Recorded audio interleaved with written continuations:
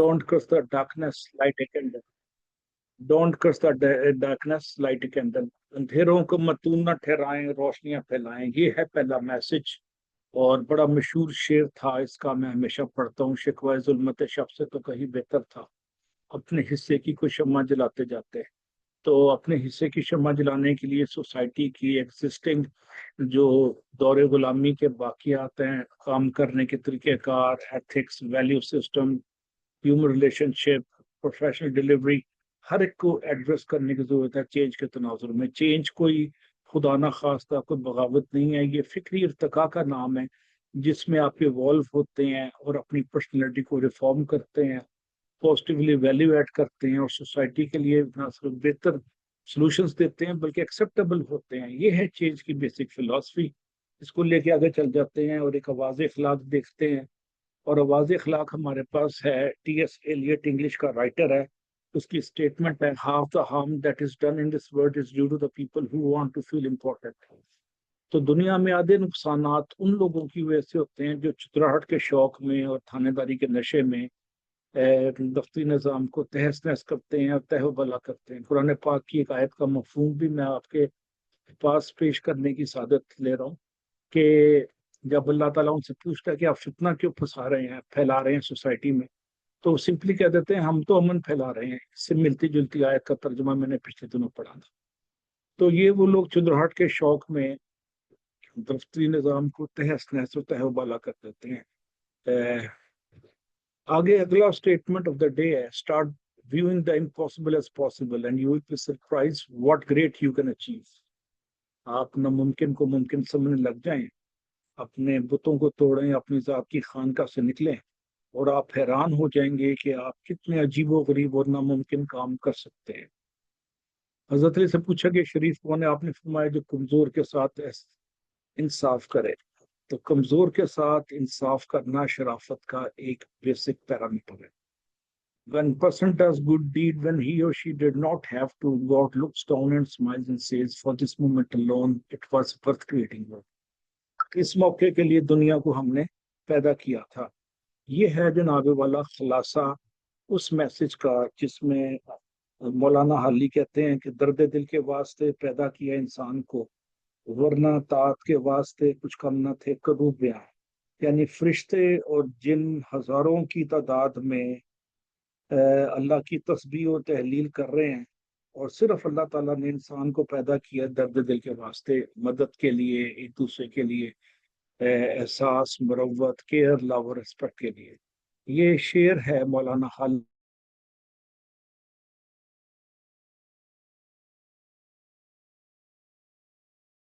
Approach है।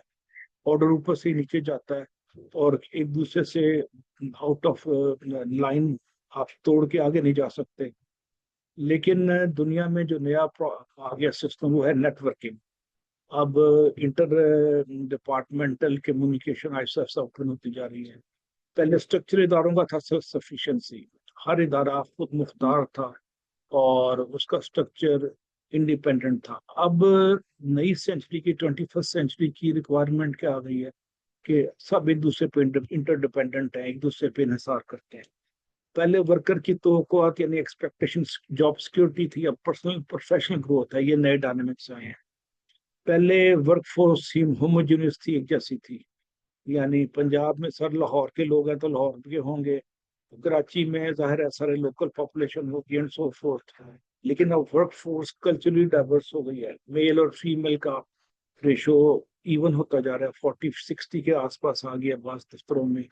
और inter provincial और इंटर सेक्टोरियल लोग भी दफ्तरों को ज्वाइन कर रहे हैं दूर दराज से, और अपॉर्चुनिटीज के लिए बड़े बड़े शहरों में आ रहे हैं। तो कल्चरली डाइवर्स हो गया। वर्क पहले बाय इंडिविजुअल होता था, इंफरादी तौर पे लोग करते थे, अब बाय टीम्स है। अब अब टीमें काम कर रही हैं और टीमें उठ रही हैं। मार्केट पहले डोमेस्टिक थी, लोकल थी, अब मार्केट ग्लोबल होती जा रही है। लाहौर से आधे घंटे के रास्ते पे, फासले पे 1.25 अरब की आबादी की पॉपुलेशन है जो ग्लोबल हो सकती है अगर हमारा अमन हो जाए, इत्तेफाक और मोहब्बत बढ़ जाए। कॉस्ट पहले, कंपेटिटिव एडवांटेज पहले थी कॉस्ट की, कौन सस्ता दे रहा है तो इस पे बढ़तरी मिलती थी। अब कंपेटिटिव एडवांटेज है टाइम की, जल्दी कौन देता। फोकस पहले प्रॉफिट पे था, अब कस्टमर पे आ गया कि कस्टमर जितना जल्दी और जितना positively courtesy care love respect से डील करता है, तो प्रॉफिट उतना खुद ब खुद उनकी तादाद बढ़ती है तो प्रॉफिट बढ़ने लग जाता है। जराए इनकम या जराए पैदावार पहले सिर्फ रकम थी, अब है इंफॉर्मेशन कि किसके पास क्या मालूमात है। ये दुनिया का डायनेमिक्स चेंज हो रहे हैं तेजी से। इदारों की गवर्नेंस यानी उनकी पॉलिसी साजी फैसला साजी पहले बोर्ड ऑफ डायरेक्टर करते थे, अब पूरा मुल्क मिलके डायरेक्टली या इनडायरेक्टली इदारों को मजबूर करता है फैसला साजी पे। क्वालिटी पहले थी अफोर्डेबिलिटी के, सिर्फ अमीर बंदे को अच्छी चीज मिलेगी, अब नो कॉम्प्रोमाइज। अब इस पे कोई कॉम्प्रोमाइज नहीं है, क्वालिटी हर बंदा कहता है हमारा हक है। लीडरशिप पहले ऑटोक्रेटिक थी, ऑटोक्रेटिक का मतलब है जाबराना आमराना और डंडा सोटा स्टाइल में कि मैंने जो कह दिया काफी है। अब लीडरशिप इंस्पिरेशनल का नाम है, उसमें एक मोटिवेशन है, उठाना सुनना, इज्जत और प्यार के रिश्ते की एक हम आहंगी और कुव्वत की जहांगीरी मोहब्बत की फरावानी, ये है लीडरशिप का नया डायमेंशन, जिसमें इज्जत नफ्स को उठाते टीम को और आगे लेके जाते हैं। ये दुनिया के डायनामिक्स मैंने आपको क्विकली ब्रीफली बताए हैं जो दुनिया में चेंजेस आई हैं पिछले 40-50 साल में, और पाकिस्तान में बाज़ जगहों पे ये चेंजेस नहीं आई। अब कुछ फिलोसफी ऑफ चेंज देखते हैं। ये कैटरपिलर है, एक लार्वा सा है सब्ज रंग का, ये दरख्तों के नीचे झाड़ियों के पीछे छुपा होता है और रेंगता रहता है, मिट्टी के अंदर छुपता है क्योंकि तोते चिड़ियां और मैना खा जाती हैं इसको। तो ये अपने वजूद को बचाता है, गंदगी और कीचड़ और गारे में छुपा रहता है और एक मरहले जागुसल से गुजरता है कि मंजिलों को अबूर करने की कोशिश कर रहा होता है और अपने वजूद को बचाता है। वन फाइन मॉर्निंग इस कीड़े में से, इस लार्वे में से एक छोटा सा सुराख होता है और सुराख में से एक तितली का पहला आधा क्वार्टर पर निकलता है, फिर आधा पर निकलता है, फिर पूरी तितली आधे पौने घंटे की जोर लगा के उस सुराख में से बाहर निकल के एक नया जन्म वजूद में लेती है, जन्म बदल जाता है उसका। और लार्वे से, लार्वे का वजूद खत्म हो जाता है, उसमें से तितली बरामद होती है। ये है तब्दीली का एक फिजिकल कॉनोटेशन कि तब्दीली की दुनियावी तौर पे अल्लाह ताला ने एक मिसाल देके बताया है कि जो भी तब्दीली आती है खुशनुमा हो और खुशगवार हो। तितली को हर कोई पसंद करता है, लार्वे को कोई भी पसंद नहीं करता।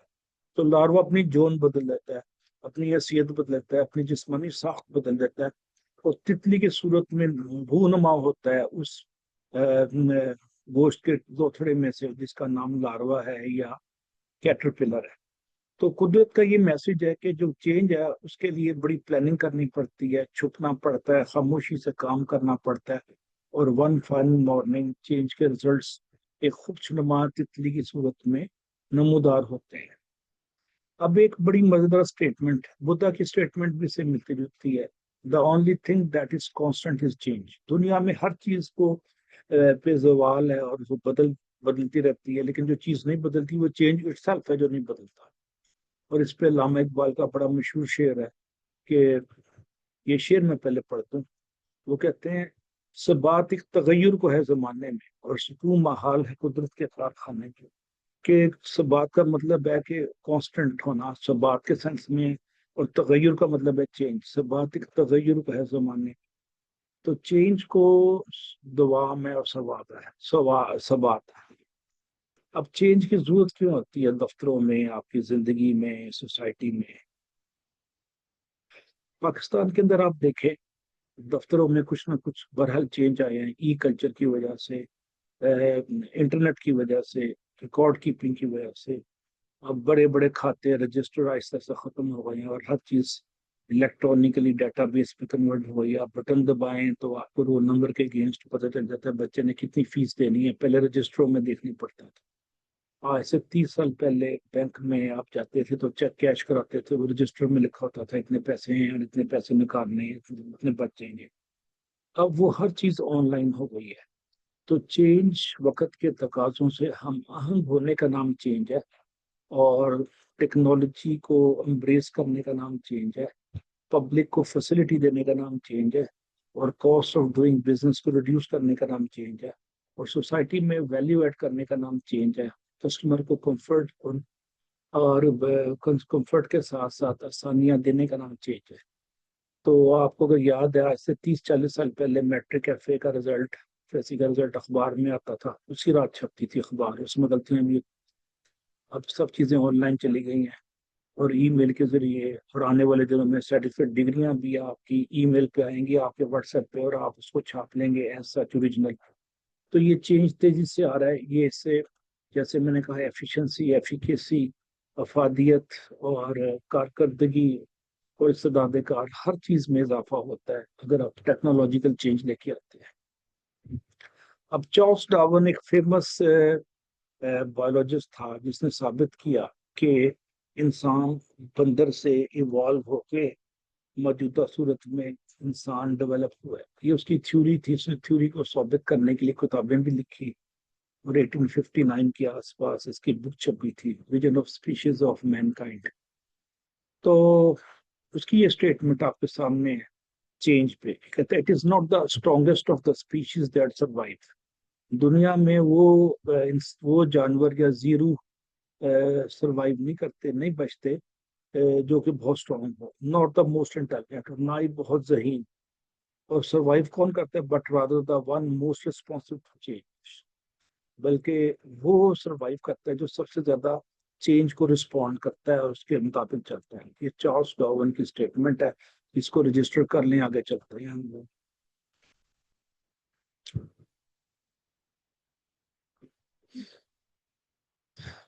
Without deviation from the norm, progress is not possible. Without deviation from the norms, progress is not possible. जब तक आप रवायती तरीक़ेकार को इग्नोर नहीं करेंगे, उसको खुदाफिज नहीं करेंगे, तरक्की नहीं होगी।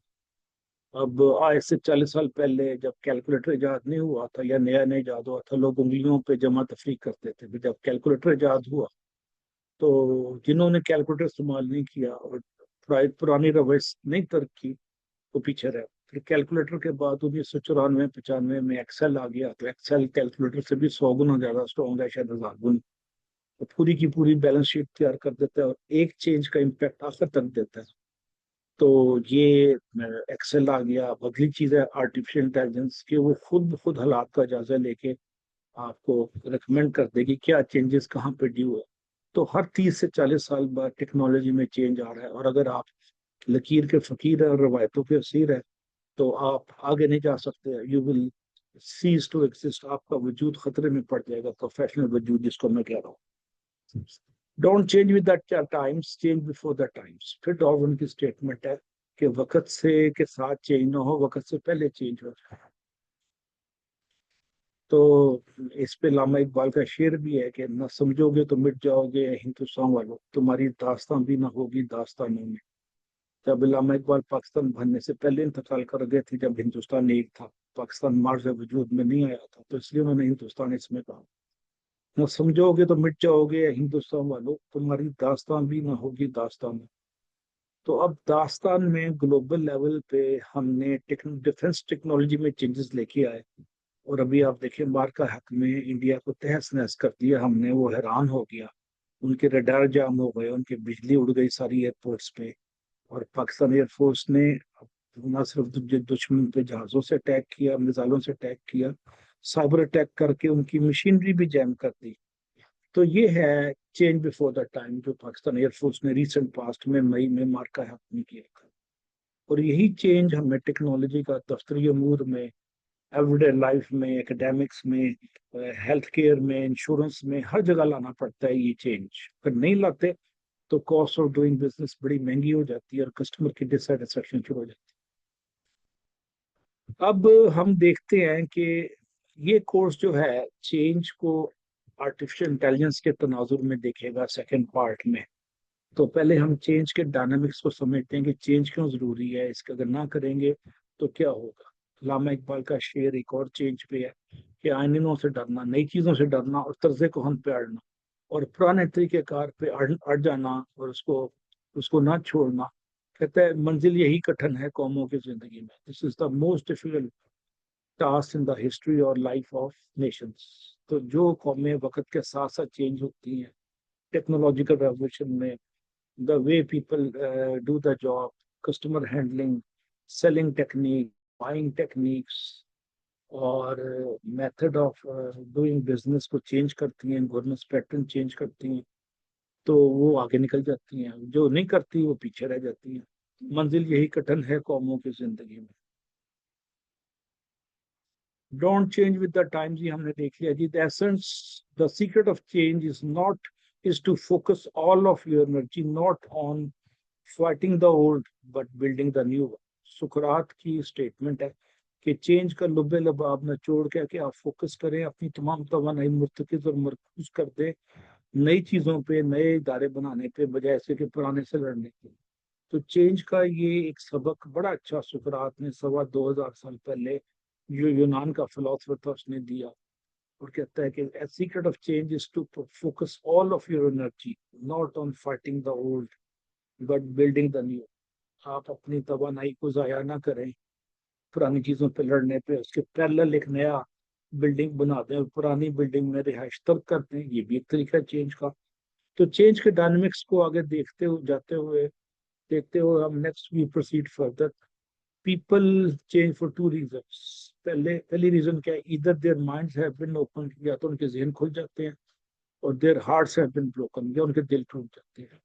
या जहन खुलते हैं या दिल टूटते हैं। किसी का दिल टूटता है तो वो ताजमहल बना देता है, किसी का दिल टूटता है तो शौकत खानों बना देता है, और किसी का जहन खुलता है तो वो महातीर मोहम्मद की तरह मलेशिया को तरक्की पे ले जाता है, जिन्ना की तरह साउथ एशिया में एक इंडिपेंडेंट स्टेट बना लेता है। ये है जनाबे वाला चेंज की फिलॉसफी की रीजंस। अब पहली चीज है चेंज इन थिंकिंग। अब प्री रेक्विजिट फॉर चेंज है चेंज इन थिंकिंग। जो उसका बुनियाद है चेंज की वो है थिंकिंग में चेंज। आप अपनी सोचों में चेंज लाएं।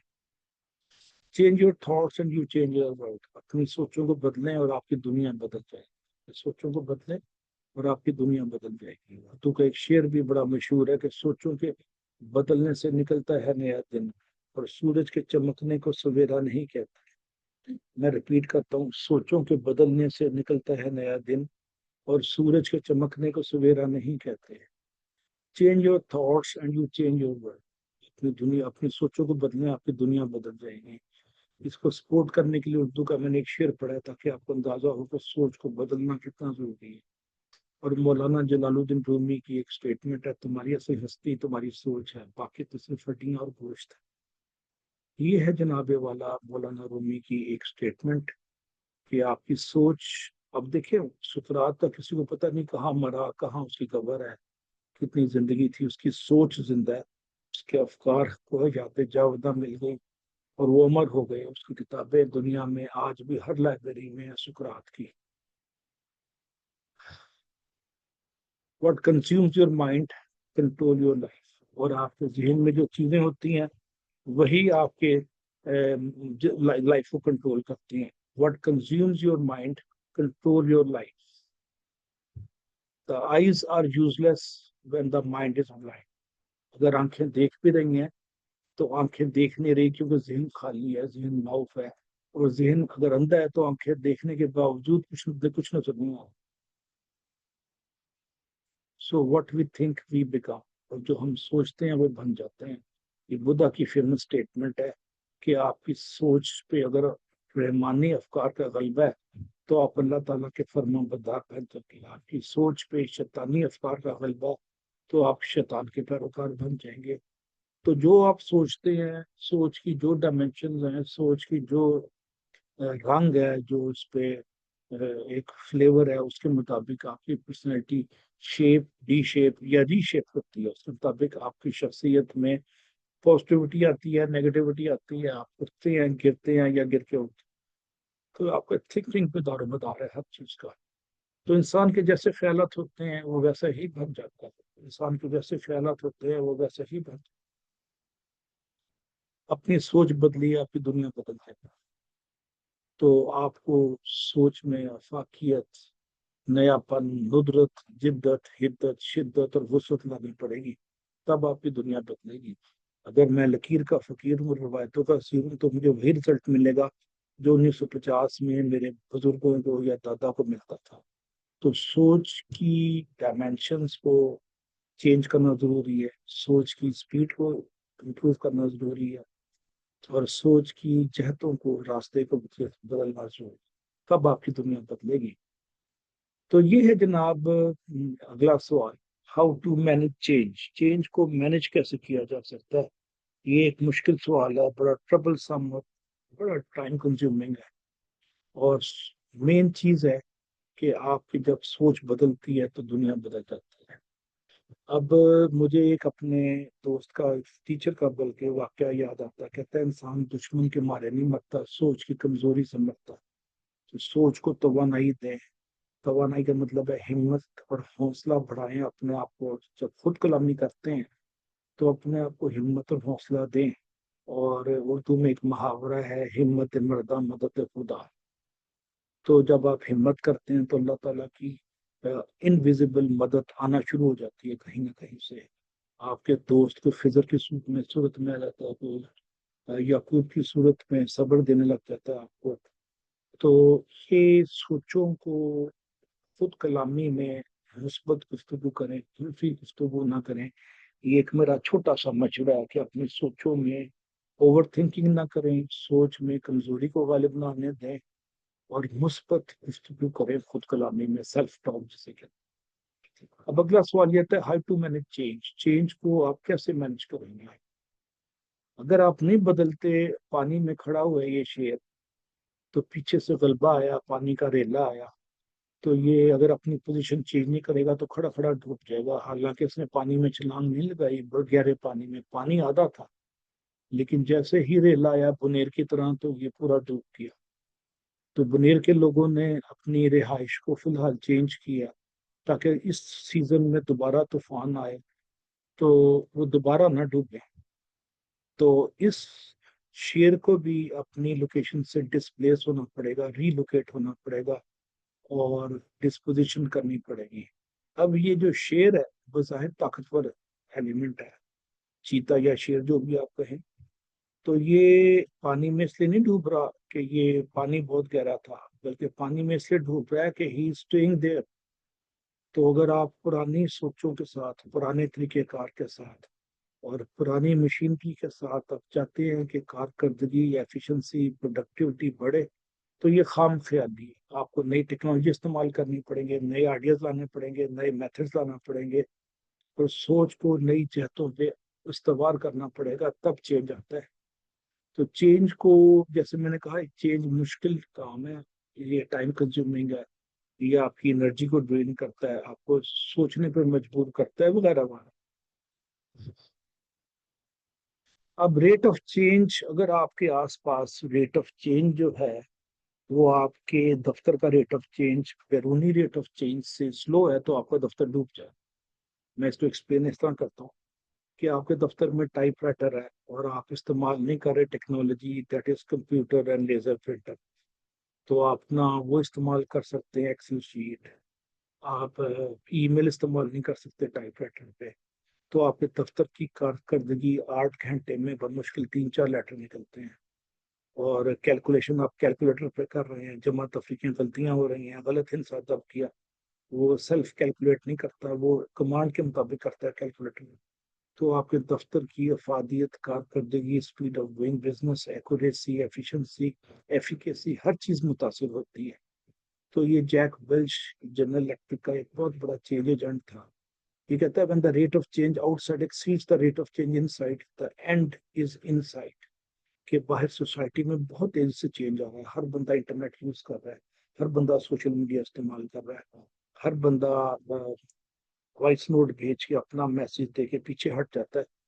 तो ये चेंज अगर आपके दफ्तरी निज़ाम में नहीं आ रहा, आप व्हाट्सएप पे भी नहीं आया अभी तक, आप ईमेल पे भी नहीं आया, आप दफ्तरी लेटर इशू कर रहे हैं इंटरनल ऑफिस, तो आपका दफ्तर का निज़ाम चलना मुश्किल हो जाएगा और आप डूब सकते हैं, आउट ऑफ बिजनेस हो सकते हैं। ये खुलासा है जैक वेल्च की स्टेटमेंट का। अब चेंज और चेंज मैनेजमेंट है। अब चेंज मैनेजमेंट क्या है? अडॉप्शन ऑफ न्यू आइडियाज और बिहेवियर बाय एन ऑर्गेनाइजेशन। अब आप देखें, डीसी ऑफिस लाहौर में चले जाएं। मैं 40-50 साल पहले जब स्कूल में पढ़ता था तो मैं डीसी ऑफिस के सामने से गुजरता था। उनका फाइलों का वही तरीका है, मोटी मोटी फाइलें रस्सियों से बंधी होती हैं, नाले फरांदों से बंधी होती हैं, उसको रिमार्क्स और काउंटर रिमार्क्स। उन्होंने अभी तक ई कल्चर में नहीं आए कि इलेक्ट्रॉनिकली डिसीजन मेकिंग करें, फैसले करें, आइडियाज भेजें। वो भी तक वैसी फाइल आ रही है, फाइल जा रही है।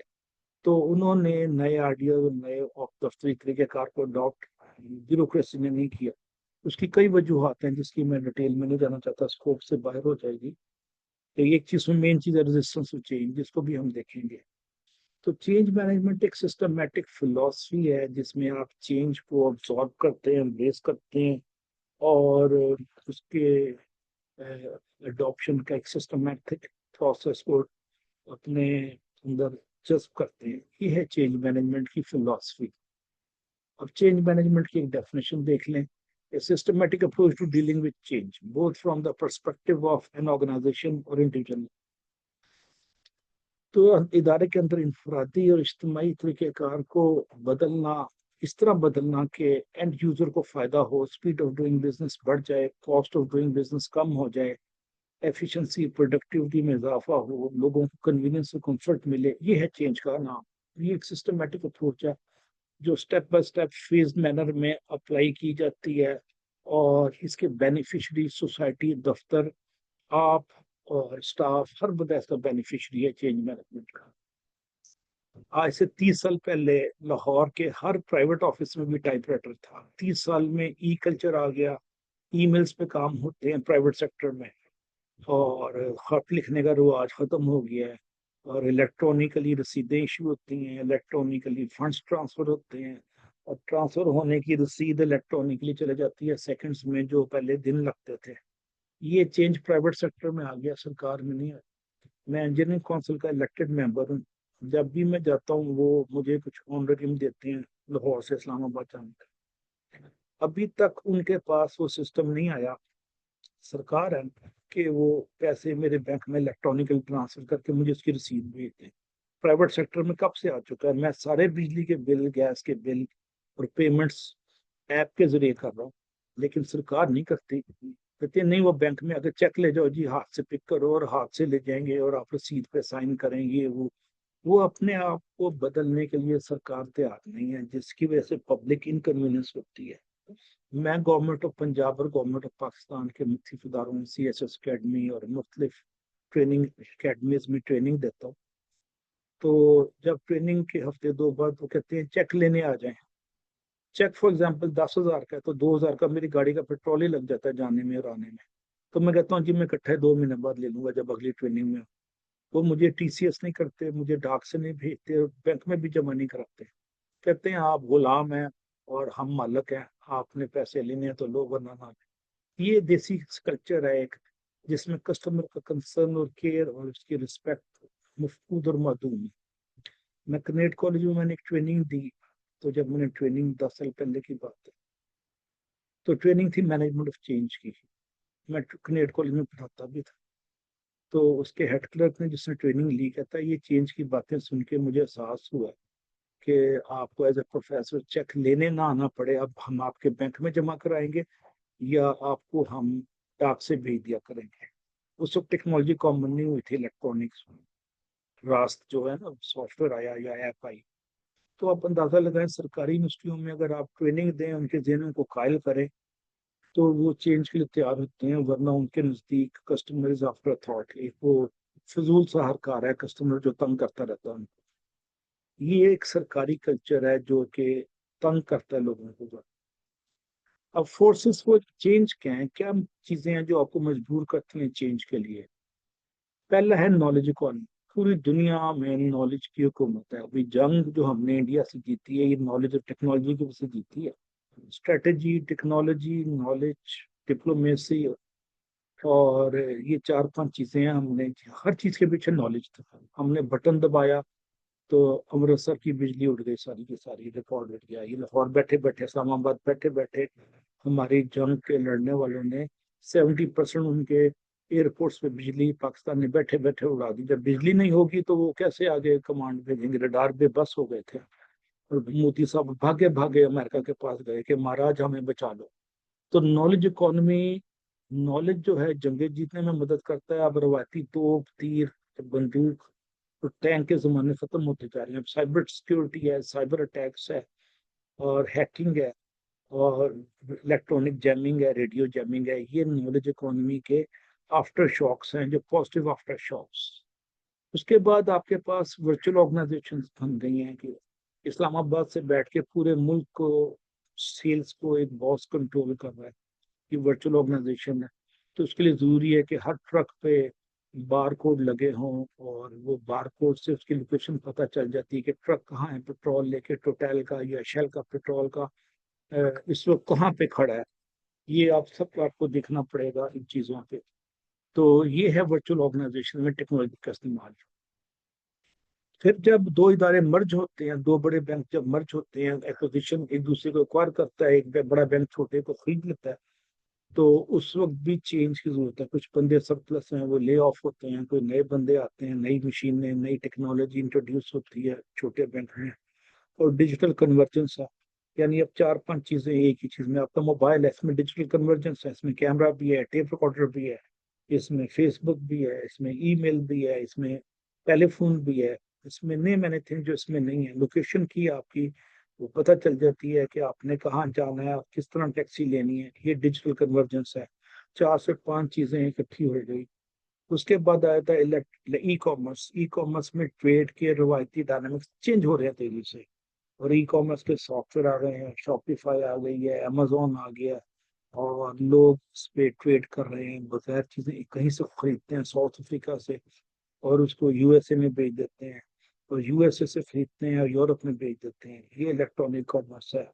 और उसके बाद प्राइवेटाइजेशन, सरकार अपनी चीजें प्राइवेट कर रही है। पीआई अगर प्राइवेट हो जाएगा तो उसके काम करने के तरीके कार सारे बदल जाएंगे। जिस तरह हबीब बैंक और एमसीबी पहले सरकारी थे, जब प्राइवेटाइज हुए तो उन्होंने चेंज किया अपने कल्चर को, अपने स्पीड ऑफ डूइंग बिजनेस को, हर चीज को इन बैंकों ने चेंज किया। तो प्राइवेटाइजेशन भी फोर्स फॉर चेंज है। अब हम देखते हैं कौन कौन से चेंज हैं जो कि आम जिंदगी में आपको मुतासर करते हैं, या उसकी इकसाम क्या है। पहली किस्म है प्लान्ड और anticipatory change, change based on expected situation.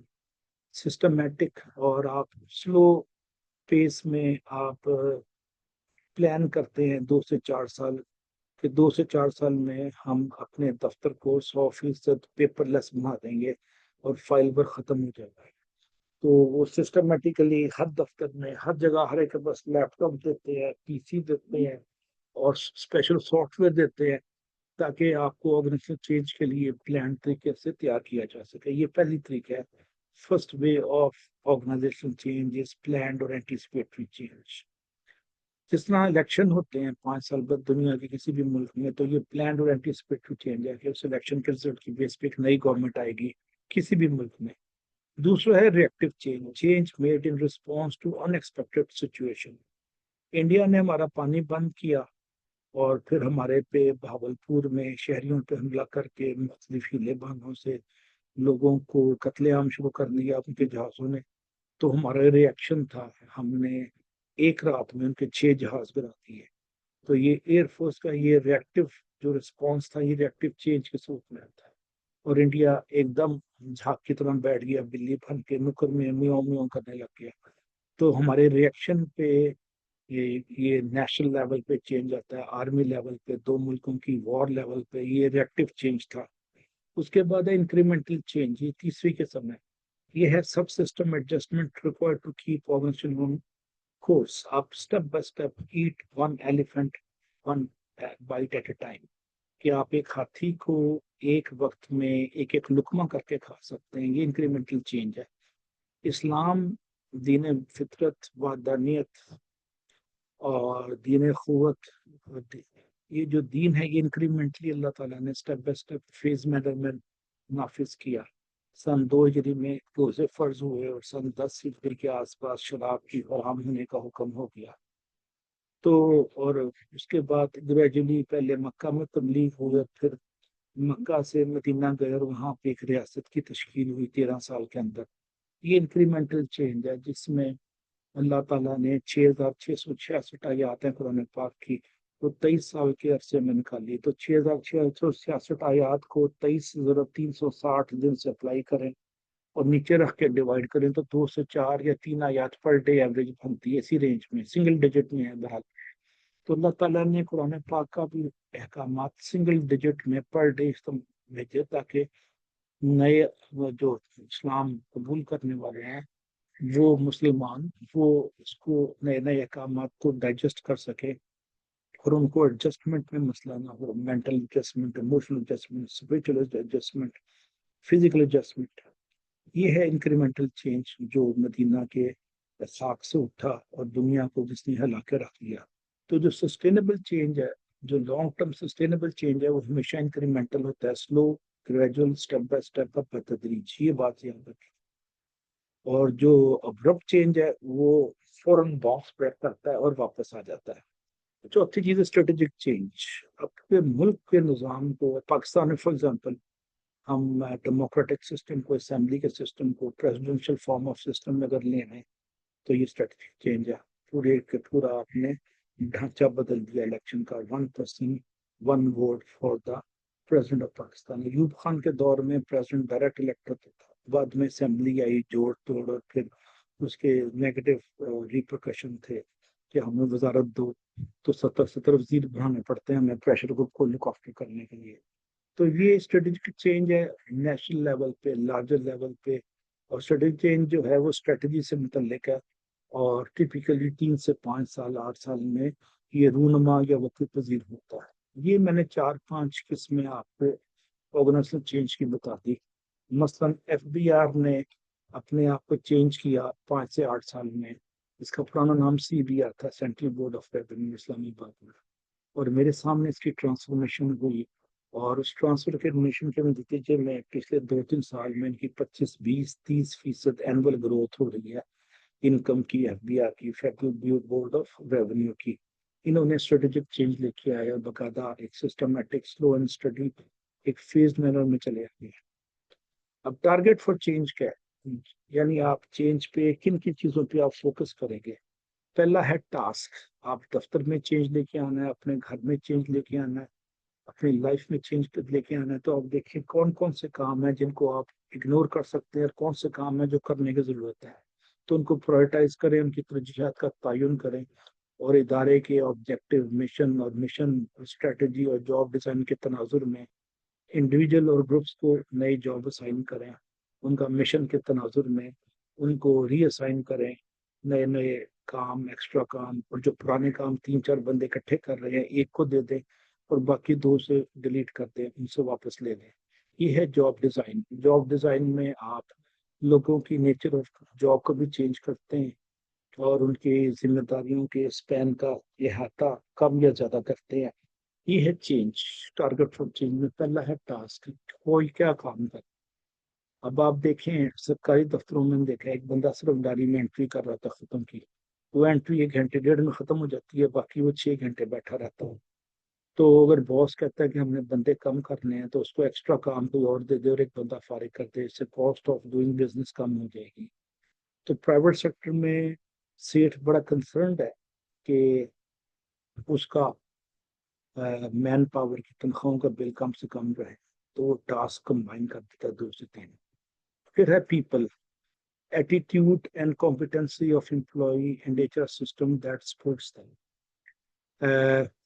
जो लोग हैं उनके रवैयों पे काम होता है, उनकी कॉम्पिटेंसी लेवल यानी उनकी फनी सलाहियत पे, और एचआर के हैंडलिंग सिस्टम पे।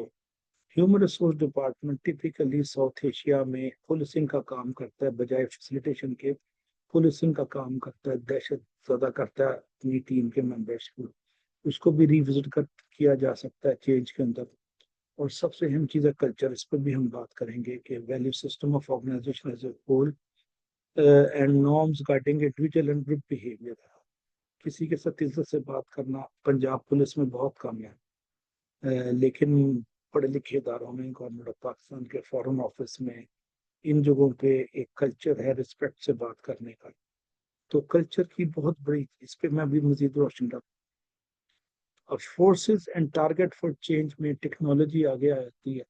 अब अगर आप दफ्तरों में एआई इस्तेमाल नहीं कर रहे अगले 2 से 3 साल में, तो आपका दफ्तर में आपका वजूद खत्म हो जाएगा, और आपका दफ्तर एक तो बिजनेस भी हो सकता है। तो टेक्नोलॉजी में आप देखते हैं कि tech use to support job design, arrange work flow and integrate people and machine and system. अभी सेकंड पार्ट जो अगले हफ्ते में रहेगा, ये सिर्फ आर्टिफिशियल इंटेलिजेंस के यूज पे है दफ्तरों में, और फर्स्ट वर्ड कैसे यूज कर रही है और हम कैसे कर सकते हैं। इसमें भी पाकिस्तान जैसे मुल्क 3 से 4 साल पीछे है, और दुनिया बहुत तेजी से क़यामत की चाल चल रही है, जमाना क़यामत की चाल चल रहा है, और हम एआई में पीछे रह जाएंगे और रह रहे हैं। पांचवी चीज जो चेंज मांगती है दफ्तरों में स्ट्रक्चर, कि दफ्तरों का ढांचा, configuration of organization as a complex system including its bureaucratic feature and line of authority and communication, कि कौन किसको रिपोर्ट कर रहा है, किसने किससे बात करनी है, अप डाउन बात होगी, टॉप अप होगी, क्रिस क्रॉस होगी, हॉरिजॉन्टल होगी, ये अथॉरिटी और कम्युनिकेशन लेवल का तयन भी स्ट्रक्चर में। अब नए जमाने में डायरेक्ट लोएस्ट पॉसिबल चैनल पे या लेवल पे जो बंदा बैठा हुआ है, टॉप चैनल को भी इतला करता है और कर सकता है। अब आपने देखा स्ट्रेटजी, स्ट्रेटजी भी बिजनेस की स्ट्रेटजी, फॉरेन पॉलिसी की स्ट्रेटजी, हिकमत अमली, ये सब वक्त के साथ साथ चेंज हो रही है। ऑनलाइन एडमिशन हो रहे हैं, एडमिशन स्ट्रेटजी भी यूनिवर्सिटी ने चेंज कर लिया, और बोर्ड के एग्जाम्स और रिजल्ट्स भी ऑनलाइन आने लग गए हैं। और कोरोना के दिनों में हमने देखा था टीचिंग मेथडोलॉजी और स्ट्रेटजी भी चेंज हो गई, जूम पे क्लासें हुई, जूम पे टेस्ट होते थे सब। अब कल्चर क्या है? अब कल्चर मेन चीज है जिसको आप एड्रेस करते हैं अपनी हिकमत अमली में, अपनी चेंज की फिलॉसफी में। और कल्चर बुनियादी तौर पे इदारे का रूह है, उसका वैल्यू सिस्टम है, उसकी इखलाकी इकदार का बाहमी यकजाई का एक मरकब और मरक्का है, हाउ दे आर मैनिफेस्टेड। और कल्चर से इदारे की वैल्यू सिस्टम का इजहार होता है कि इनमें कितने ह्यूमन वैल्यूज हैं, इनके एथिक्स कितने स्ट्रॉक है, और एक स्ट्रक्चर के तौर पे, ढांचे के तौर पे नजर आता है, बल्कि महसूस किया जाता है, नजर नहीं आता। Culture is the soul, holds things together, give it life force. Culture the shadow of the leader.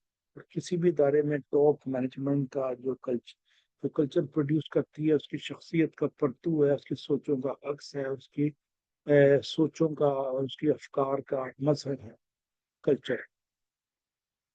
Every man's ability may be strengthened और इंक्रीज बाय कल्चर। अब हर शख्स जब कल्चर रिच होता है इदारे का, कस्टमर फ्रेंडली होता है, based on justice, fair play और इंसानी वैल्यूज पे होता है, तरामी आदमियत पे होता है, कमजोर के एहसास पे होता है, तो हर शख्स को बेपना तवानाई मिल जाती है कल्चर की वजह से। और अब आप देखें, हजूर पाक ने मदीना में जो कल्चर पैदा किया था उसका नाम था मुवाखात और मुसावत महमदी। और हर शख्स के पास बेपना एक एम्पावरमेंट थी, और सेंस ऑफ बिलोंगिंग थी, सेंस ऑफ ऑनरशिप थी। और बलाल हबशी जैसा गुलाम भी प्राउड फील करता था कि मैं आपका का गुलाम हूं। और एक गुलामा इकबाल उस कल्चर को अप्रिशिएट करते हुए एक शेर में कहते हैं कि इकबाल किसके इश्क का ये फैज़ आम है, रूमी फना हुआ हबशी को दुआ में है। बड़े बड़े रोम के सिकंदर आजम खत्म हो गए, लेकिन दवाम किसको था, याद जागना किसको मिली, बलाल हबशी को। तो कल्चर की जूफशानी से लोगों को तवानाई मिलती है, हिम्मत, हौसला, उम्मीद मिलती है, और पॉजिटिविटी मिलती है। They feel empowered and they feel honours. ये है कल्चर का शाखसाना, एक स्ट्रॉन्ग कल्चर का शाखसाना। अब कौन कौन सी फोर्सेस हैं causing change in your organisation? आपका जो भी दफ्तर है, जो भी इदारा है, जहाँ भी आप काम करते हैं, उसमें कौन कौन सी फोर्सेस हैं जो चेंज को कंपेल करती हैं, प्रमोट करती हैं, या उसकी अहमियत का इदराक करते हुए एहसास दिलाती हैं? इदारे में देख लें जी, ऑर्गेनाइजेशन में एजुकेशन कल्चर को चेंज करती है, ज्यादा पढ़े लिखे लोग आते हैं, समाजी प्रेशर आता है तो इदारा चेंज होता है। पुलिस पे जरा सा समाजी प्रेशर आता है तो वो इंसाफ करने पे तुल जाती है। इकोनॉमिक्स से इक्तसादी चीजें, टेक्नोलॉजी फोर्स करती है कि इदारा तेज बदले। अब हर दफ्तर में वाईफाई है, आज से 15 साल पहले वाईफाई का किसी को पता भी नहीं होता था। पॉलिटिकल लीगल ऑप्शंस मजबूर करती हैं कि ऑर्गेनाइजेशन रिविजिट करे अपने आप को। और एक्सटर्नल कल्चर भी इदारे को बदली पे मजबूर करता है, तब्दीली पे। ये एक्सटर्नल चेंज फोर्सेस हैं जिसका मैंने जिक्र किया। और नेचुरल रिसोर्सेज, अब सऊदी अरब में, दुबई में तेल निकल आया, तो वहाँ के इदारों का ढांचा बिल्कुल बदल गया है, काम करने का स्टाइल बदल गया है, speed of doing business and ways of doing business सऊदी अरब और दुबई में बहुत डिफरेंट है पाकिस्तान से, क्योंकि वहाँ पे नेचुरल रिसोर्सेज इतने ज़्यादा हैं तेल कि वो उसकी अबंडेंस की वजह से उन्होंने टेक्नोलॉजी को यूज़ किया और बाहर के बंदे लेके आए और वर्क के एथिक्स और कल्चर को बदल कर रख दिया, जिसमें कस्टमर को फोकस किया। अब दूसरी चीज है इंटरनल चेंज फोर्सेस। वो फोर्सेस जो इदारे को अंदर से तब्दीली पर मजबूर करती हैं। ये जो मेरी गुफ्तगू है, इस गुफ्तगू को आप अपने दफ्तर में, मौजूदा दफ्तर में या आने वाले दफ्तर में के तनाजुर में देखिए और रजिस्टर करें पॉइंट्स को। ये स्लाइड्स में आपको दे दूंगा। इंटरनल चेंज फोर्सेस में वर्कर एक्टिविटीज, एबिलिटीज और एटीट्यूड, सब चीजें मुतासर करती हैं कि आप दफ्तर को बदलें। फिर दफ्तर के ऑब्जेक्टिव बदल जाते हैं। एनडीएमए का ऑब्जेक्टिव फिलहाल जल्जले और सैलाब तक है, लेकिन बाद में अगर इसका ऑब्जेक्टिव बदल जाएगा, जमाना अमन को में भी, आम जिंदगी में भी एनडीएमए रोल प्ले करेगी, तो उसके ऑब्जेक्टिव चेंज हो जाते हैं। नेशनल डिजास्टर मैनेजमेंट अथॉरिटी की मैं बात कर रहा हूँ। अभी तक सैलाब और जल्जले तक महदूद है, हो सकता है कल को वो किसी और चीज पे भी उसका स्कोप ऑफ जॉब्स बढ़ाते हैं। फिर है ऑर्गेनाइजेशन स्ट्रक्चर। इदारे का स्ट्रक्चर जब तब्दील होता है तो इदारा भी चेंज होता है। पॉलिसीज जब चेंज होती हैं, कोई इदारा नॉट नॉट फॉर प्रॉफिट है, एकदम फॉर प्रॉफिट हो जाता है, तो कीमतें बढ़ जाती हैं। टेक्नोलॉजी और रिसोर्सेज भी मजबूर करते हैं इंटरनल फोर्सेस के तौर पे इदारे को बदलने में। ये है जनाब, हमने फोर्सेस का तजिया किया जो चेंज की अहमियत को उजागर करते हैं, नेसेसिटेट करते हैं। आगे चलते हैं जी। Culture is the way you think, act and interact. आप कल्चर इदारे की शनाख्त को, साख्त को, शोहरत को शेप करता है, रीशेप करता है या डी शेप करता है। अब थाना कल्चर आपने हम लोग सुना हुआ है। थाना कल्चर का मतलब है, अल्लाह माफ करे, कहना नहीं चाहिए कि करप्शन, धोखा, फ्रॉड और डाकुओं को इनडायरेक्ट सपोर्ट। बाज लोगों का ये ख्याल है, बाज थाने बहुत अच्छा परफॉर्म कर रहे हैं, इसमें कोई शक नहीं है, लेकिन लोगों का ये कंसेप्शन है कि जी थाना कल्चर जो है वहाँ रिश्वत देनी पड़ती है, पैसे देने पड़ते हैं, मदद नहीं करते, स्माइलिंग एटीट्यूड नहीं है, और दर्द के रिश्ते की आबियारी नहीं है, दहशत गर्दी है, खौफ व हरास है, और आप दरखास्त लेके जाते हैं तो उल्टा ही आपको पैसे देने पड़ जाते हैं। ये लोगों का तासुर है जो गलत भी हो सकता है। तो कल्चर जो है इदारे की साख्त को शेप करता है, शोहरत को खराब या अच्छा बनाता है, और रीशेप करता है या डी शेप करता है। कल्चर एक मेन डेट्रीमेंटल डिटर्मिनेंट है जो इदारे को उठाता है या गिराता है। अब बास इदारों में कल्चर ईगो पे बेस करता है, देखी जाएगी ऐसी की तैसी, और बास इदारों में कल्चर जो है वो मैं पे मुहित है। पहले अपनी मैं मुका, बुल्ले शाह कहते हैं पहले अपनी मैं मुका। तो बास जगह जो उनके बॉसेस हैं वो अपनी जात की हस्ती में खुद नहीं जाते, हस्ती के फ्रेब में नहीं आ जाते, वो लोगों के लिए काम करते हैं, उनकी अपनी मैं मुका के मैं प्लस मैं जिक्र तो हम में कन्वर्ट कर देते हैं। ये भी कल्चरल ट्रांसफॉर्मेशन है एक। ये कल्चरल ट्रांसफॉर्मेशन बड़ी पॉजिटिव है, ईगो की नफी है। इस पे जनाब रसालत माँ की हदीस मुक़द्दस है, कल झुक जाने से, आज इख्तियार करने से तुम्हारी इज्जत घट जाए तो क़यामत के दिन में से ले लो। ये हदीस मुबारक है आज़ीम इंकसारी पे, जो ईगो के ऑपोजिट है। और हजरत अली कौल है कि अगर इंसान को तकब्बुर के बारे में, अल्लाह की नाराजगी और सजा का इल्म हो जाए, तो सिर्फ बंदा सिर्फ फकीरों और गरीबों से मिले और मिट्टी पर बैठा करे। ये है तकब्बुर। और इना के बुत की परस्तिश करने वालों के बारे में हमें हदीस मुबारक और हजरत अली को। अब मैं तकरीबन 9 साल कनाडा, अमेरिका और जापान में रहा, और मैंने देखा है कि उन्होंने मैनेजमेंट ऑफ चेंज को गुफ्तगू या लेक्चर से निकाल के एवरीडे लाइफ और ऑफिस के अंदर इम्बेड कर दिया, डिफ्यूज कर दिया, डिफ्यूज कर दिया, नाफिज कर दिया। पहला मेरा तजर्बा है वाशिंगटन डीसी में 1988-90 में। मैं एमएस कर रहा था, तो मैंने पाकिस्तान एम्बेसी को एक लेटर लिखा जिसका आज तक जवाब नहीं आया, 30-35 साल हो गए। और वो एनर्जी का डाटा के लिए मैंने इन्वेस्टर को खत लिखा था। डिपार्टमेंट ऑफ एनर्जी, अमेरिका में मिनिस्ट्री को डिपार्टमेंट कहते हैं, डिपार्टमेंट ऑफ एनर्जी जो है ये वॉशिंगटन डीसी में था, जो एनर्जी पे उनका एक मिनिस्टर था, उसको मैंने खत लिखा। तो 2 दिन में मुझे फोन आ गया कि आपको क्या चाहिए। फिर मुझे डिप्टी मिनिस्टर ने टाइम दिया और मुझे फिर इधर बुला के डाटा दे दिया, मुख्तलिफ किस्म के नक्शे और चार्ट्स। ये एक तकाबली जायजा कर रहा हूँ मैं। पाकिस्तानी एम्बेसी जो वाशिंगटन में थी, वो सिर्फ अफसरी निभाने के लिए थी वहाँ पे। और जो, हालांकि मैं टैक्स दे रहा था, और जो अमेरिका जहाँ मैं टैक्स नहीं दे रहा था, स्टूडेंट था, उनकी टॉप मैनेजमेंट ने मुझे कैसे जवाब दिया घंटों के हिसाब से। उसके बाद वेस्ट के एक प्रोफेशनल कल्चर में जो चेंज लेके आए हैं, वो है going extra mile for customer. जो यूजर है सरकारी सहूलतों का, वो उसके लिए एक्स्ट्रा ऑर्डिनरी सपोर्ट करते हैं। अ, मुझे जब भी ओवर बिलिंग हुई पानी की या पार्किंग की, वहाँ पे तहसील को काउंटी कहते हैं, तो मैंने काउंटी को फैक्स भेजी कि पानी का बिल 3 गुना आ गया। तो उन्होंने कहा जी हमारे रिकॉर्ड के मुताबिक तो ठीक है। और फिर जब मैंने कंप्लेंट के पीछे आर्गुमेंट दिया, तो उन्होंने वो बिल 1/3 कर दिया, माफ कर दिया।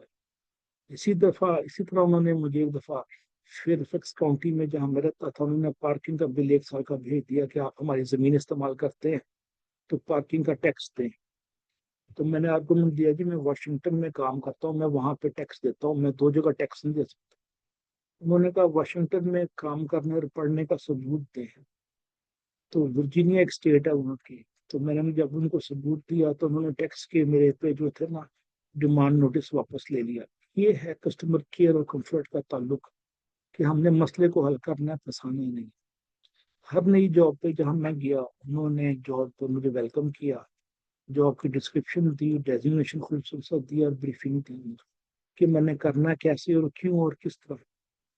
उसके बाद किसी भी दफ्तर में प्रोटोकॉल का कॉन्सेप्ट नहीं है, ना ही कोई रनर है, कोई ना कोई चाय बनाने वाला है, बड़े बड़े ऑफिस नहीं है। मैं टोयोटा जापान के दफ्तर में गया, तो उनका डायरेक्टर प्रोडक्शन का दफ्तर 6 बाय 5 फीट का छोटा सा कमरा था, जिसमें 3 कुर्सियां थी, और एक कुर्सी पे वो खुद बैठा था, मेज दीवार के साथ लगी हुई थी ताकि जगह ना घेरी जाए, छोटी सी मेज, उस पर उसका लैपटॉप पड़ा हुआ था।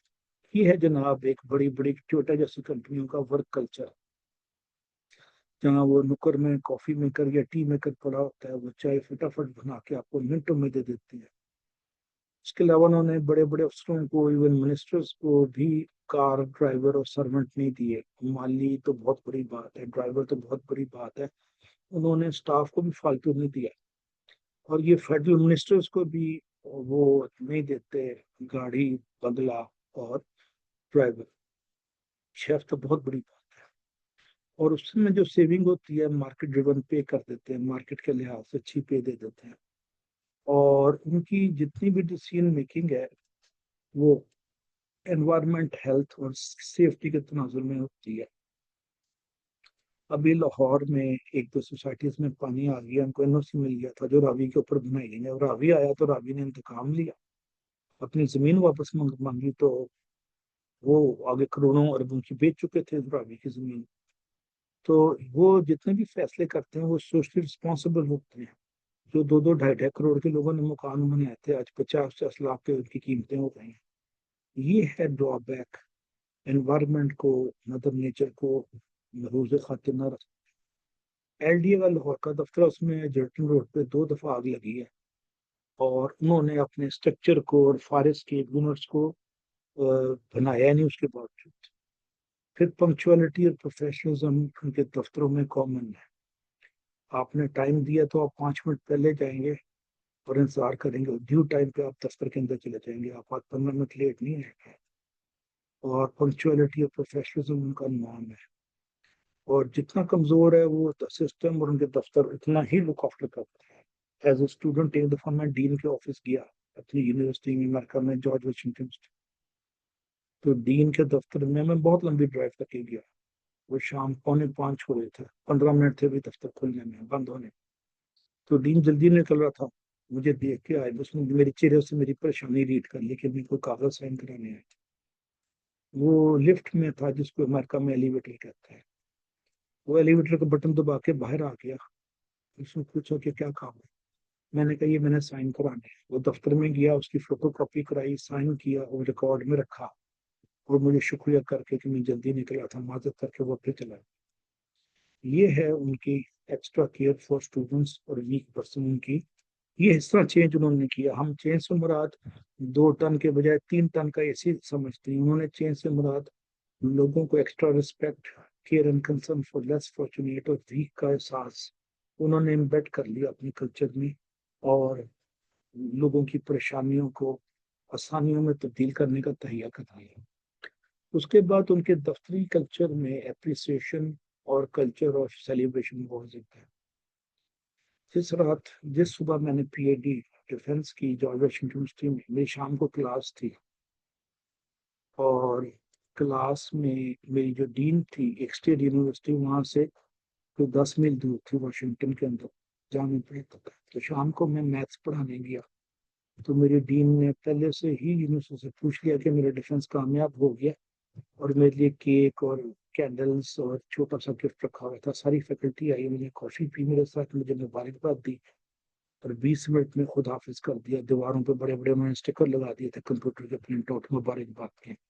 ये है culture of appreciation and celebration जो पूरे वेस्ट में, जापान में, कनाडा में, यूरोप में कॉमन है। और जब मैंने वर्ल्ड बैंक में इंटर्नशिप की तो मेरे जो बॉसेस थे उन्होंने मुझे पूरी ब्रीफिंग दी इंटर्न्स के तौर पे, मेरे क्या राइट्स हैं, क्या मैंने करना है और क्या नहीं करना। तो ये कमजोर तरीन बंदे को एक्स्ट्रा सपोर्ट करना उनके वर्क कल्चर का हिस्सा है। और एक्स्ट्रा रिस्पेक्ट टू यूजर और रेसिपिएंट ऑफ सर्विसेज, मुझे उनके वर्क कल्चर में जो चेंजेस लेके आए। ट्रैफिक कोर्ट्स वहाँ पे 7 डेज ए वीक सुबह 8 से लेकर रात 10 बजे तक चलती है। आपने जब अपने चालान, जिसको टिकट कहते हैं, उसको चैलेंज करना हो तो आप वहाँ जाएं। और अपनी मर्जी की तारीख, अपनी मर्जी के टाइम पे, जज दिन में 2 शिफ्टें या 3 शिफ्टें अदालतें काम करती हैं, 6-6 घंटे की, 18 घंटे या 14 घंटे उनकी अदालतें खुली रहती हैं रात। तो मैंने देखा कि मुझे जज ने बड़ी इज्जत से ट्रीट किया, मुलजम के तौर पे नहीं, इंसान के तौर पे। और स्माइल के साथ पूछा क्या मसला है। और जब मैंने कहा कि मैं पढ़ाता हूँ तो उसने मेरा थोड़ा सा फाइन भी वेव कर दिया, कम कर दिया। उसके बाद उनके कल्चर में इनोवेशन बहुत ज्यादा है। वो नई नई चीजों को प्रैक्टिस करते रहते हैं, सुबह शाम सोचते रहते हैं कि स्पीड ऑफ डूइंग बिजनेस कैसे फॉर्म लगे, प्रोसेस कैसे सिंप्लीफाई होगा, और कस्टमर को आए बगैर घर बैठे बैठे सहूलतें कैसे मिल जाएंगी। ये लेवल ऑफ इनोवेशन है। इन्वेंशन क्या चीज़ है कि मैंने मल्टीमीडिया जात हो गया और मैं कंप्यूटर की स्लाइडें हाथ से चेंज कर रहा हूँ। और इनोवेशन क्या है कि स्लाइड चेंजर इजाद हो गया जो इलेक्ट्रॉनिकली वायरलेस तरीके से पूरे का पूरा स्लाइडें 50 फुट दूर खड़े खड़े चेंज कर देता कंप्यूटर का। ये जो स्लाइड चेंजर है ये इनोवेशन है। जिसमें collar mic, electronic collar mic है तारों के बगैर। माइक्रोफोन, माइक्रोफोन में तारें होती थी, वो इन्वेंशन था। अब उसमें इनोवेशन कैसे आया, उन्होंने तारें खत्म कर दी, उसको इलेक्ट्रॉनिक कर दिया। ये है जनाब इनोवेशन का बेसिक फिलॉसफी जो वेस्ट में इम्बेड कर गई है। अब आखिरी 2 चीजें लेके हम ब्रेक करते हैं 10 मिनट की नमाज की। और उन्होंने यूज ऑफ टेक्नोलॉजी को बड़ा एक्सटेंसिवली यूज किया है। आप लाइब्रेरी में बैठे बैठे किताबें इशू कर लें इलेक्ट्रॉनिकली, अगर आप नहीं जा सकते वो आपको घर डिलीवर करवा देंगे कोरियर से, या आप अगर एक्स्ट्रा पे करते हैं बाइक से, वट एवर। तो उसके अलावा वेब एनेबल सर्विसेज हैं, एआई एजेंट हैं, चैट बॉट्स हैं जो 24 घंटे आपको अवेलेबल हैं आपके मसलों को हल करने के लिए। इस पे गुफ्तगू जारी रखेंगे बाकी 15 पॉइंट्स पे, 16 पॉइंट्स पे। ब्रेक ले लें जी 10 मिनट की और दोबारा मिलते हैं। Thank you.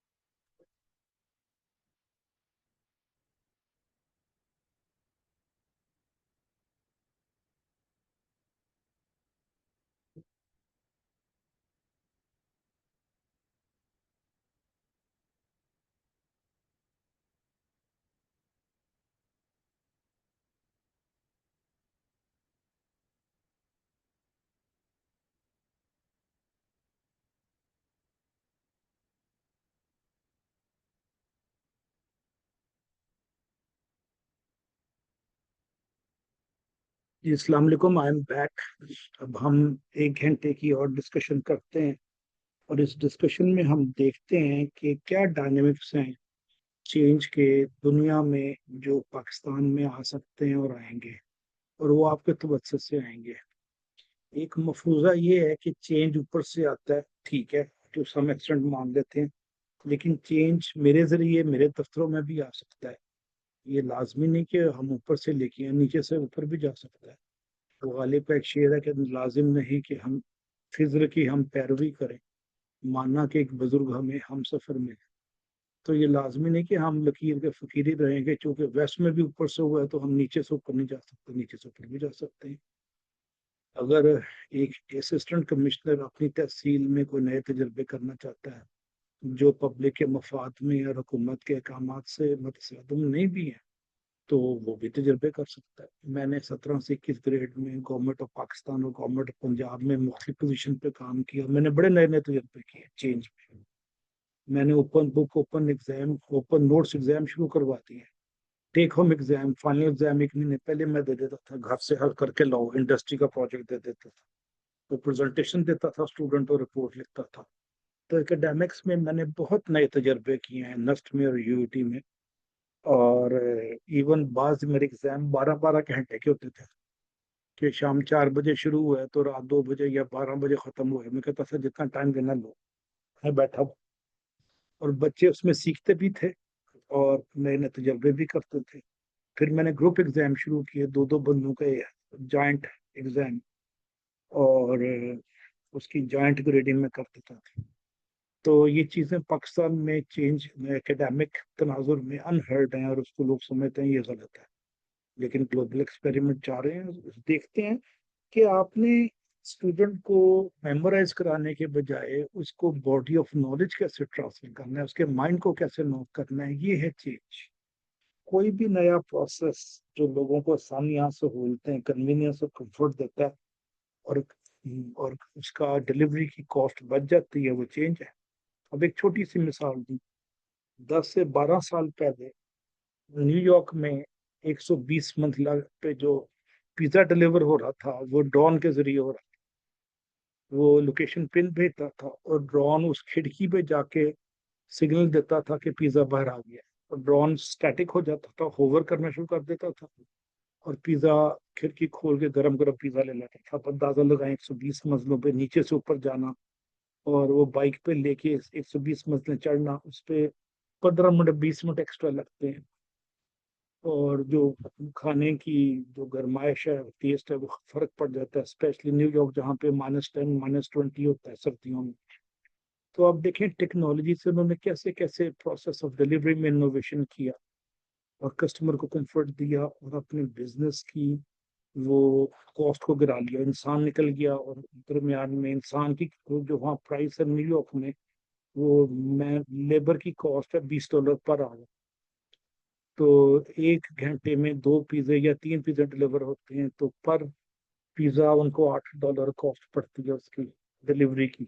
तो बचता है कुछ नहीं उनके पास। उन्होंने इनोवेट किया, और नुदरत फिक्र अमल से बिजनेस में मौजे करने लग गए। फेस्टिवल है, टेक्नोलॉजिकल इनोवेशन से कहते हैं, टेक्नोलॉजी ड्रिवन चेंज।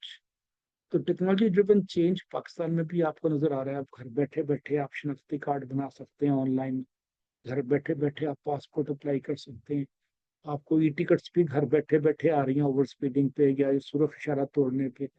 तो पाकिस्तान में टेक्नोलॉजी का इस्तेमाल चेंज के लिए दफ्तरों में शुरू हो गया है, लेकिन इतनी कसरत से नहीं हुआ। और अगर हुआ भी है तो वो सॉफ्टवेयर अक्सर खराब होते हैं, अपडेट नहीं होते, और पैसे देके आप फंस जाते हैं। पिछले इलेक्शन में मैंने अपना शनाख्ती कार्ड अप्लाई किया हफ्ता पहले के इलेक्शन में, बन के आ जाएगा, 8 फरवरी को इलेक्शन था। आज इलेक्शन को 1.5 साल 2 साल हो गए हैं गालिबन। तो अभी तक मेरा शनाख्ती कार्ड नहीं आया, क्योंकि सिस्टम में उन्होंने पैसे तो ले लिए, लेकिन आगे सिस्टम चल नहीं रहा था। मैं कोशिश करता था उसको चलाने की, नहीं चलता था। तो अभी ये टेक्नोलॉजी पाकिस्तान जैसे मुल्कों में रिलायबल नहीं है, और टाइम लेगी इसको मेच्योर होने में। तो चेंज की स्पीड पाकिस्तान जैसे मुल्कों में बहुत स्लो है कंपेयर टू द वर्ल्ड। उसकी मेन वजह इंटरनेट भी है, उसकी मेन वजह टेक ऑब्सलीट यानी पुरानी टेक्नोलॉजी भी है, लोगों का टेम्परामेंट नहीं है टेक्नोलॉजी को फैसिलिटेट करने में। वो टेक्नोलॉजी को अगर मैनेज ना करें, ऊपर ना बैठें, तो टेक्नोलॉजी जब तंग करने पे आती है तो बिल्कुल ही ब्रेकें लगा देती है और आप काम से भी जाते हैं। तो आहिस्ता आहिस्ता पाकिस्तान में वेब एनेबल्ड सर्विस आ जाएंगी, एआई एजेंट, आर्टिफिशियल इंटेलिजेंस के एजेंट आ जाएंगे, मुख्तलिफ जगहों पर इंसान मफकूद हो जाएगा। अभी सुबह की खबरों में मैंने टीवी में सुना है कि 3 साल बाद दफ्तरों का निज़ाम पूरे का पूरा एआई के एजेंट और एआई के रोबोट्स और ह्यूमनॉइड संभाल लेंगे दफ्तरों में। तो लेबर का क्या होगा? वही लेबर चलेगी जो उनको कंट्रोल करेगी, ह्यूमनॉइड को और रोबोट्स को और एआई के सॉफ्टवेयर को, जो अपडेट करती रहेगी, मॉनिटर करेगी, गलत फैसले ना करे मशीन। तो मशीन 3 साल बाद इंसान की तरह सोचने के काबिल हो जाएगी। बढ़ नहीं सकती, मतलब लिमिटेड सर्कल के अंदर। ये सुबह की फोरकास्ट है, खबरों में मैंने सुनी है, किसी अमेरिकन यूनिवर्सिटी के प्रोफेसर ने फोरकास्ट की है। तो 3 नहीं तो 5 साल हो जाएगा। तो ये एआई की इंटरवेंशन से जो मुज़िर असरात लेबर को फारिग करने पे आ रहे हैं, उससे आप मुतासर हो सकते हैं। उसके बाद वर्क कल्चर मैंने देखा है दुनिया में, वर्क कल्चर अजीब गरीब सा है। जितना कुछ सीनियर और सुपीरियर है उतना ही वो आजिज और इंकसारी से भरपूर और एहतराम आदमी से मामूर है। वो मैंने ये देखा। मुझे वर्ल्ड बैंक में काम करने का मौका मिला, अमेरिकन यूनिवर्सिटी में काम करने का मौका मिला, पढ़ने का मौका मिला, पढ़ने का मौका मिला। मैंने देखा उनका वर्क कल्चर इंसान की एहतराम आदमियत के आसपास रोटेट करता है, रिवॉल्व करता है और इंसान की इज्जत नफ्स के तहफ़्फ़ुज़ के लिए डेलिब्रेट कोशिश करता है। और फिर वहाँ मेहनत की बेपना इज्जत है, डिग्निटी ऑफ लेबर जिसे कहते हैं। हम जिस नबी के मानने वाले हैं, वो अजीम हस्ती अपने जूता मुबारक भी हाथ से सिलते थे। और हमें बताया गया है कि हमने पानी सामने पड़ा हुआ है, बटन दबा के हम नाइफ कासल से या पियन से कहते हैं कि हमारे मुंह में डाल दो, हम अफसर हैं। तो ये मुगल आजम कल्चर जो है, ये सर्विस कल्चर के बैनुल अक़वामी तकाज़ों से मर्सादम है। इसमें भी चेंज की जरूरत है, खाली टेक्नोलॉजी की जरूरत नहीं है। मैं एक यूनिवर्सिटी में काम कर रहा था ऐसे 30 साल पहले, अमेरिका की। मैं रिसेप्शन में इंटरनेशनल कॉन्फ्रेंस में इशू कर रहा था। उस जमाने में प्रोसीडिंग यानी कॉन्फ्रेंस की जो होती थी समरियाँ, यानी रिसर्च पेपर के जो होते थे मकाला जात, वो होते थे, छपते थे। अब तो इलेक्ट्रॉनिकली आ गए ना। तो वो मोटी मोटी प्रोसीडिंग्स थी, मोटी मोटी किताबें थी। जो रजिस्ट्रेशन करने आता था वो पे करता था और हम उसको रजिस्ट्रेशन करके साथ साथ उसको 3 4 मोटे मोटे किताबों के जगीन जिद्दें दे देते थे। ये मेरा काम था। मैंने 2 3 दिन काम किया। मेरे पीछे एक बाबा खड़ा हुआ था जो मेरा ख्याल था कि यूनिवर्सिटी का मुलाजिम है, कोई नाइब का सकता है। तो जब वो खत्म हो जाती थी किताबें तो मैं उसको कहता था और स्टोर से ले आओ। वो ठेले में भर के और ले आता था। तो 3 दिन बाद जब कॉन्फ्रेंस खत्म हुई, मैं बड़ा उसको शाबाश थी। तो मैंने कहा आपने बड़ा अच्छा काम किया। मेरा ख्याल था कि वो लेबर क्लास का ब्लू कॉलर वर्कर है। तो मैंने पूछा आप कौन है वैसे, यूनिवर्सिटी के एम्प्लॉई? कहता नहीं, मैं यूनिवर्सिटी ऑफ मैनेसोटा का dean of school of business हूँ, मैं यहाँ वॉलंटियर कर रहा हूँ। उसने कभी ये नहीं कहा कि आप मुझे हुक्म क्यों दे रहे हैं। और वो उसने डिग्निटी ऑफ लेबर को है को मलहूज़ खातिर रखा कि काम में भी इतनी इज्जत है जितनी कुर्सी में बैठ के हुक्म देने में। तो ये वेस्ट का यूनिक वर्क कल्चर है जो पाकिस्तान में आते आते 50 100 साल में। फिर लोग वहाँ पे खवातीन की बड़ी इज्जत देते हैं, पार्टीज में, डिनर्स में और आगे पीछे। और दूसरा मैंने देखा वहाँ पे कि पर्सनल लाइफ पे क्वेश्चन नहीं होता कि कब शादी हुई, क्यों नहीं हुई और बच्चे कितने नहीं है या हैं। ये सारे सवाल जो पाकिस्तानी कल्चर में डोमिनेंट है, वहाँ पे नहीं है। और उसके साथ साथ इंडिविजुअल इश्यूज पे, वर्कर के इंडिविजुअल इश्यूज पे उनको बड़े होता है कंसर्न, बड़े वो परेशान होते हैं कि हमारा वर्कर है, वो उसको मसला ना पड़े। 2014 में, आज से 10 11 साल पहले, मैं अमेरिका में, मुझे टीचिंग की एक जॉब फिर मिली। तो मैं पाकिस्तान से एक सेमेस्टर के लिए पढ़ाने गया वर्जीनिया में। तो निकलने से पहले ही उन्होंने मेरी इंश्योरेंस की हुई थी ताकि मैं न्यूयॉर्क एयरपोर्ट पे लैंड करूं तो मेरी मेडिकल कवर हो जाए। तो 3 दिन बाद उन्होंने 1 महीने की तनख्वाह एडवांस दे दी क्योंकि मैंने मकान कमरा किराए पे लेना था। उन्होंने कहा कि आपके पास पता नहीं इतने डॉलर होंगे कि नहीं। ये छोटे छोटे कंसर्न हैं जो कि सोसाइटी में डोमिनेट कर जाते हैं। फिर उसके बाद सिटीजन्स के राइट है और स्टूडेंट्स के राइट है। और पुलिस जब किसी को चालान करती है तो उसके राइट्स भी साथ पढ़ के सुनाती है, ये 4-5 आपके राइट्स हैं, आप इस पे अपील कर सकते हैं। और डेलीगेशन बहुत ज्यादा है, पावर को लोएस्ट लेवल पे डेलीगेट कर दिया हुआ है इसने। और वो उनके एहसासात, जज्बात और ख्यालात का बड़ा एहतराम करते हैं। तो जैसे कहते हैं ना, फीलिंग्स एंड इमोशंस, उसको बहुत रिस्पेक्ट करता है वेस्ट। और उस पे लोग खुदकुशियां कर लेते हैं, उस पे इस्तीफे दे देते हैं, उस पे बड़ा फसाद फैलता है इमोशंस को स्पॉइल करने में। So that is human sensitive society. मैं उसकी तारीफ नहीं करना चाह रहा, खिलाफे नहीं मनाना चाह रहा, उनके अपने कबाब थे सोसाइटी की। लेकिन उनके चेंज के तनाजुर में उन्होंने जो कल्चर को इन्वेस्ट किया है और लोगों के मसले सेम डे सेम विजिट या टेलीफोन पे हल कर देते हैं, वो हम सोच नहीं सकते पाकिस्तान में हो सकते हैं। हमें भी 1-1.5 नस्ल चाहिए उस स्टेज पे आने के लिए। तो जब हम मैनेजमेंट और चेंज की बात करते हैं तो इस बात को मरूज़ खातिर रखते हैं कि जी आपका कल्चर, वर्क कल्चर कैसा है, वर्क एथिक्स कैसे हैं। कोई बंदा वहां बैठ के जाती काम नहीं कर रहा हो, ये मैं आपको बताता हूँ। कोई गप्पे नहीं मारता, सब खुबे होते हैं अपने दफ्तर के अंदर। आगे मेरे पास पॉइंट है कंडक्ट ऑफ मीटिंग। उनकी जो मीटिंग्स हैं, जो दफ्तर की, हर दफ्तर में एक मीटिंग हफ्ते में एक दफा होती है, सफाई करने वाले से लेके और चौकीदार तक, सिक्योरिटी तक, हर कोई इजाजत है कि वो आके ज्वाइन करे, अपने आइडियाज दें। ये मैंने वर्ल्ड बैंक में देखा कि इंटर्न्स भी बड़ी मीटिंग्स में बैठते हैं बिग बॉसेस के साथ और सीखते हैं। और सेलिब्रेशन कल्चर भी है, किसी ने एमएस कर लिया तो पीएचडी कर ली, बीएस कर लिया, तो बॉसेस उसकी डिग्री को सेलिब्रेट करते हैं और बर्थडे सेलिब्रेट करते हैं। और हर लेवल पे सेल्फ डेवलपमेंट के लिए बिग बॉसेस स्कॉलरशिप देते हैं, इनाम देते हैं, छुट्टियां देते हैं कि बच्चा या बच्ची पढ़ ले, डिग्री मुकम्मल कर ले, तालीम मुकम्मल कर ले, ट्रेनिंग मुकम्मल कर ले। और बुक रीडिंग कल्चर सोसाइटी में बड़ा कॉमन है और आम है। आगे चलते हैं जनाब, हम ये है चेंज। चेंज पे बेपना रेजिस्टेंस होती है साउथ एशियन कल्चर में। साउथ एशियन कल्चर इस अमर से इबारत है कि यहाँ पे हमने तब्दीली नहीं आने देनी। रेजिस्टेंस टू चेंज एक कॉमन नॉर्म है। जब भी कोई फैसला करता है बॉस, तो इदारे की अजीम तर अक्सरियत उसको रोकने के लिए और वापस ट्रैक पे लाने के लिए कोशिश करती है। इसकी कुछ रीजन है और कि रेजिस्टेंस टू चेंज इतनी कॉमन क्यों है पाकिस्तान जैसे मुल्क में। मैंने भी लामा इकबाल का एक शेर पढ़ा था, दोबारा पढ़ता हूँ। आईने नौ से डरना, तरसे को हन पैरना।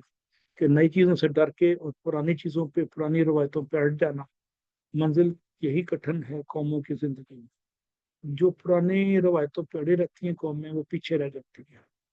अब आप देखें, जापान ने एटम बम 2 गिरे, लेकिन एटम बम गिरने के 15-20 साल में उन्होंने बुलेट ट्रेन बनाई। और बुलेट ट्रेन पे मैंने खुद सफर किया है, 1,000 किलोमीटर का फासला 2 से 3 घंटे में, मैक्सिमम 4 घंटे में मैंने टोक्यो से क्योटो तक तय कर लिया था। इतनी तेज स्पीड थी उसकी बुलेट ट्रेन। और ये 1960 में आई थी। इसको 60 साल 62 साल हो गए हैं। एक एक्सीडेंट आज तक बुलेट ट्रेन का नहीं हुआ, एक दफा नहीं उल्टी। और जब मैंने सफर किया था, मेरा ख्याल था अंदर झटके आएंगे तेज स्पीड से, झटका था ही नहीं, शॉक प्रूफ थी, एरर फ्री थी।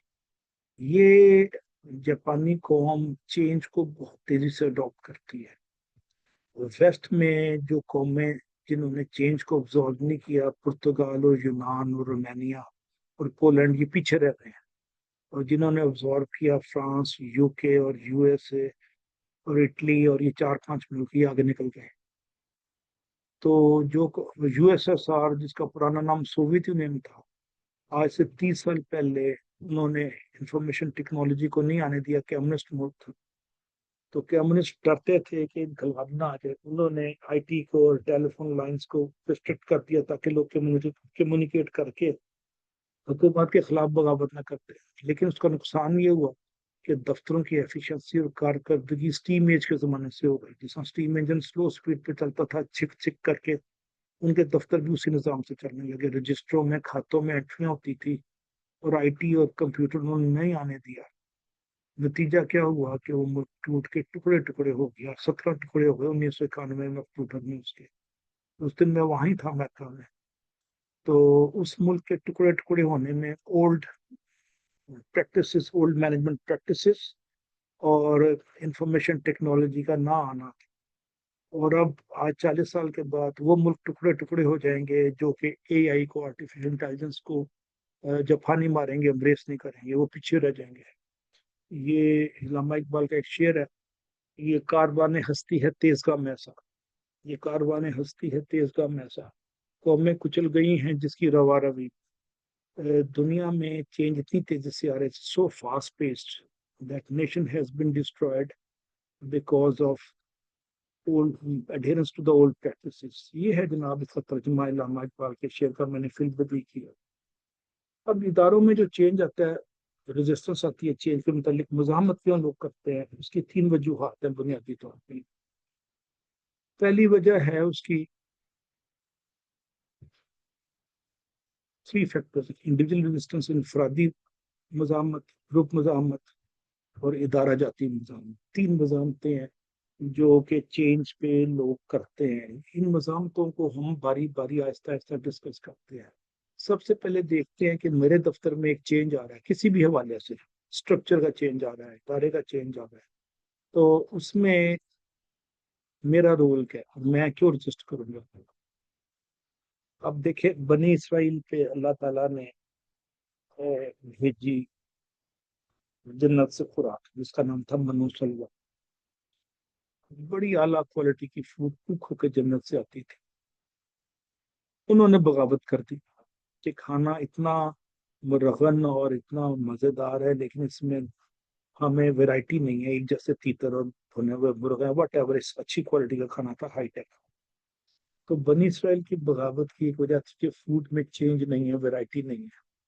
तो जहाँ पे फूड में वैरायटी और चेंज ना हो, वहाँ पे इंफरादी तौर पे किसी भी चीज में जब वैरायटी ना होती, तो इंसान बुनियादी तौर पे उससे बगावत का सिग्नल देने लग जाता है।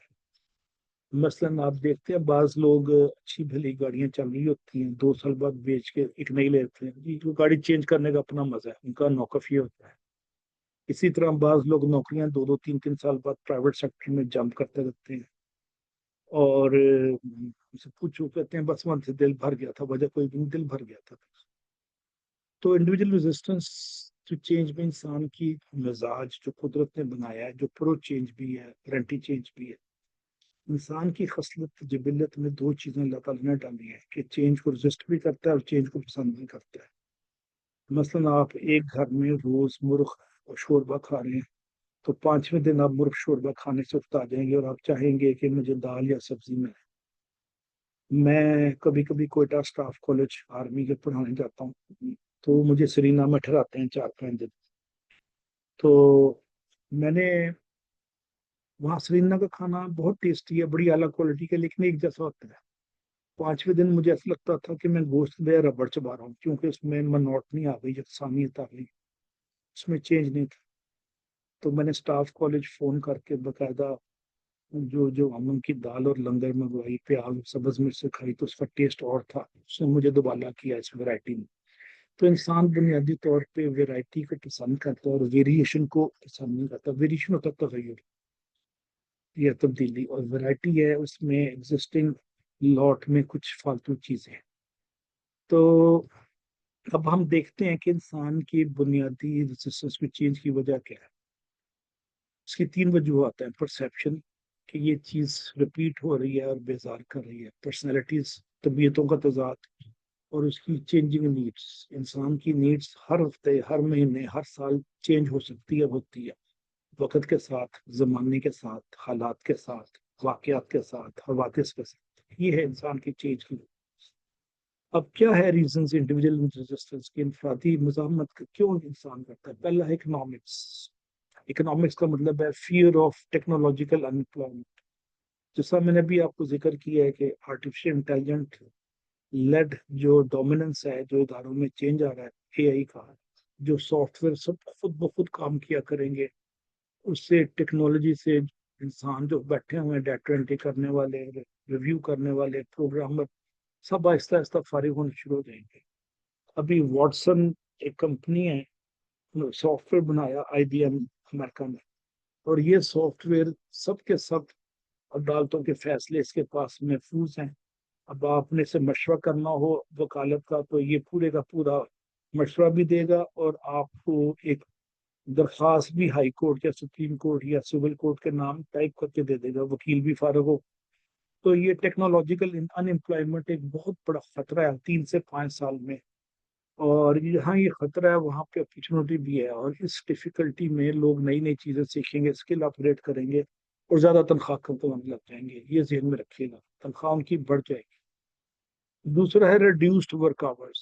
अब टेक्नोलॉजी की वजह से बिल गेट्स ने, माइक्रोसॉफ्ट का जो बानी है, उसने कह दिया है कि आने वाले 10 सालों में लोगों का ऑफिस आवर्स सिर्फ 2 दिन हो जाएंगे हफ्ते में, 5 दिन छुट्टियां होंगी, और 2 दिन वो आके दफ्तर में मोटा मोटा देख लिया करेंगे, बाकी वर्क फ्रॉम होम या मशीनें उस पर कब्जा कर लेंगे उनके कामों पे। उसके बाद डिमोशन एंड दस रिड्यूस पे। और जब मशीनें आ जाएंगी टेक्नोलॉजी की वजह से, तो उनको डिमोट कर दिया जाएगा। जो सेक्रेटरी है वो डिप्टी सेक्रेटरी की जगह काम कर रहा है, और मशीन हो सकता है सेक्रेटरी वाला काम कर रही हो सकता है 10-20 साल बाद या 8 साल बाद चीफ सेक्रेटरी का पूरा काम पंजाब गवर्नमेंट का एक रोबोट या ह्यूमनाइड या आर्टिफिशियल इंटेलिजेंट मशीन कर रही है, और पूरा पंजाब का लॉ एंड ऑर्डर, सैलाब की सूरत हाल, भूख, खाना, सब्जी महंगी हो रही है, गंदम शॉर्ट हो रही है, ये सारी चीजें, ये सारे फैसले डाटा ड्रिवन जो फैसले हैं, ये डाटा बेस पे आप डाल देंगे, वो फैसला करेगा किस जिले में गंदम ज्यादा है, किस में कम है, कहाँ से जाएगी, किसका डीसी करप्ट है, किसका एसी मिहनती है, उनको तबादले करती रहेगी। इंसान इंसान शायद दरमियान से निकल जाए। ये मैं कोई सानवी गुफ्तगू नहीं कर रहा, ये हो सकता है 5 से 8 साल बाद। 5 साल बाद अभी दुबई में उड़न टैक्सीज आ गई हैं, फ्लाइंग टैक्सीज, जो ड्रोन को उन्होंने हेलीकॉप्टर की शक्ल देके वो बंदा बैठा दिया है। तो लाहौर में मेरे घर से एयरपोर्ट जाने में रश आवर में पौना घंटा से घंटा लगता है। अगर मेरे पास फ्लाइंग ड्रोन या फ्लाइंग टैक्सी होगी जो घर की छत पे खड़ी होगी, मैं उसमें एक बैग लेके बैठ जाऊंगा और उसको डायरेक्शन डाल दूंगा, उसी दिन मुझे लाहौर एयरपोर्ट ले जाएगी। तो ये किसी शायर ने, गालिबन इकबाल ने कहा है कि आंख जो कुछ देखती है लब पे आ सकता नहीं। आंख जो कुछ देखती है लब पे आ सकता नहीं, मैं भी हैरत हूँ कि दुनिया क्या से क्या हो जाएगा। तो उस ड्रोन से मैं 8-9 मिनट में, मेरा घर सुगुलबर्ग में है, तो मैं एयरपोर्ट पे 8 मिनट में पहुंच जाऊंगा बजाय 45 मिनट में पहुंच। और ड्रोन से ग्रोसरी बड़ा कॉमन है। अगर आप किसी उसमें बैठे हुए हैं, किसी सोसाइटी में जो गार्डेड है, बाहर गेट पे सिक्योरिटी वाले बैठे हुए हैं, तो आप अपनी कंपनी, अपने ग्रोसरी स्टोर को फोन पे कहते हैं, वो ड्रोन को लोकेशन देता है, ड्रोन एक पहिए पे चलता हुआ सारे का सारा आपके लिए फूड, आटा और कोक और कॉफी और टी और चीनी और शुगर लेके आ सकता है। ये दुनिया में प्रैक्टिस हो रही है। तो ये एक बहुत बड़ी थ्रेट है जिसकी वजह से इंडिविजुअल रेजिस्टेंस है। अब जो लेबर पे मोटरसाइकिल पे बच्चे डिलीवरी करते हैं, ये डिलीवरी मैन भी आहिस्ता आहिस्ता फेड अवे हो जाएंगे, खत्म हो जाएंगे। अब fear of loss of job एक वो रीजन है जो कि लोग मुजाहमत करते हैं, इंडिविजुअल रेजिस्टेंस करते हैं चेंज की। उसके बाद जॉब सिक्योरिटी है। अभी मैं बैठा हुआ हूँ तो मैं एक समरी तैयार कर रहा हूँ, और चैट जीपीटी वो समरी 2 सेकंड में या 10 सेकंड में तैयार कर देती है, जो मैं 2 दिन में या 4 घंटे में तैयार करता हूँ। तो जॉब मेरी इनसिक्योरिटी हो गई। और आप चैट जीपीटी 4 पे आप सारी की सारी समरियां बनवा सकते हैं, स्लाइडें बनवा सकते हैं। तो एक बहुत बड़ा चेंज आ रहा है इस वक्त आर्टिफिशियल इंटेलिजेंस। मैंने अपना नाम चैट जीपीटी में डाला और मैंने कहा मेरे पे उर्दू एक पोएम लिख दो। तो चैट जीपीटी ने 1 मिनट में मेरा सारा डाटा दुनिया के डाटाबेस से चेक किया, इंग्लिश में पोएम लिखी और उर्दू में मेरे खवास बकायदा काफिए और उसको मिलाते हुए जो होते हैं उर्दू अदब की शायरी के अदाब, उसके मुताबिक उसने 1 से 2 मिनट में मेरे लिए नज्म लिख दी। Chat GPT 4। तो आप भी तजर्बे करें इस्तेमाल। फिर स्टेटस को का मतलब है जू की तू की सूरत हाल। बाज लोग, जैसे मैंने एक लफ्ज इस्तेमाल किया पहले भी, कि लकीर के फकीर होते हैं और रवायतों के असीर होते हैं। तो वो कहते हैं जो चीज चल रही है अंग्रेज के जमाने से 1920 से, तो चलने दो, बेशक 20,030 आ जाए, हमने इसको चेंज नहीं करना। ये these people are called status quo forces. और ये डिस्टर्ब कर, ये कहते हैं हम जब बैठे हैं कंफर्टेबली, हम 9 के बजाय 10 बजे आते हैं, और आर्टिफिशियल इंटेलिजेंस अगर आ गई तो हमारा लेट आना भी चेक होगा, हमारा रिकॉर्ड भी होगा, हमारी तनख्वाह भी कटेगी, हमें एक्स्ट्रा काम भी करना पड़ेगा, और हम मॉनिटरिंग और हमारी एवेल्यूशन एआई के जरिए होगी, रोबोट्स के जरिए। कैमरे खुद ब खुद देख के आपकी परफॉर्मेंस रिपोर्ट लिखना शुरू कर देंगे, कितनी वैल्यू ऐड की आपने, कितने पंक्चुअल थे। और 10-12 जो परफॉर्मेंस इंडिकेटर है, कैमरे और रोबोट और आपका इलेक्ट्रॉनिक वर्क खुद ब खुद क्वालिफाई करेगा कि आपने 20% काम किया है, ठीक किया है, या 120% किया है। तो स्टेटस को वाली फोर्सेस चेंज से बड़ा डरने लग गई है। अब इंडिविजुअल रेजिस्टेंस में अगली चीज है पीयर प्रेशर, यानी मेरे दोस्त, मैं चाह रहा हूँ चेंज आ जाए, लेकिन मेरा ग्रुप है 9 बंदों का, जिसमें एक हूँ मैं दफ्तर में। तो ग्रुप के 8 लोग कहते हैं हमने इसको कामयाब नहीं होने देना, आप मुझे आपने चेंज को सपोर्ट नहीं करना और मजामत करनी है। तो नतीजा क्या होता है कि मैं अपने दोस्तों के प्रेशर पे, उनके अखलाकी दबाव पे, मैं इसको एक्सेप्ट नहीं करता, मजामत करता हूँ। और उसके बाद इंटरपर्सनल रिलेशंस, हर दफ्तर में, हर इदारे में, हर सोसाइटी में ग्रुप्स बने होते हैं जो जातियात की बेस पे, गुड और बैड की बेस पे उनके ताल्लुकात होते हैं, गिरोही, रंग, नस्ल, अकीदा या नस्ब की बेस पे, जिन्स की बेस पे। तो वो कहते हैं हमारा तो रूटीन खत्म हो जाएगी, चुपाल और जो गप कल्चर है वो भी खत्म हो जाएगा। तो ये उनके लिए बड़ा लम्हा फिक्री है, वो थ्रेटन फील करती हैं, वो उनके लिए खतरा है। तो उनके इंटरपर्सनल रिलेशनशिप भी जॉब में मुतासर होते हैं चेंज से, इसलिए भी वो रेजिस्ट करते हैं।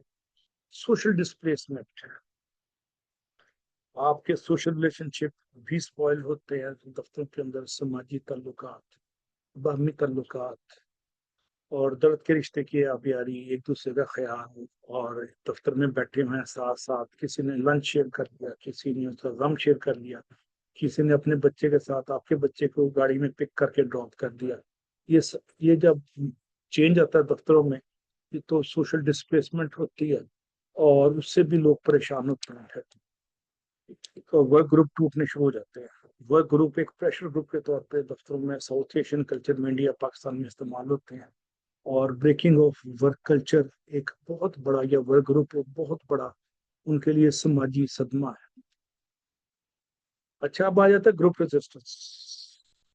अब पाकिस्तानी सोसाइटी में ऑर्गेनाइजेशन बुनियादी तौर पे बड़ी कदामत पसंद है, कंजर्वेटिव है, और वो बड़ा एक्टिवली रेजिस्ट करती हैं चेंज को। कहते हैं ये क्या मुसीबत आ गई है, 150 साल से अंग्रेज के जमाने का बनाया हुआ सिस्टम चल रहा था, ये क्यों रातों रात चेंज लेके आ रही है।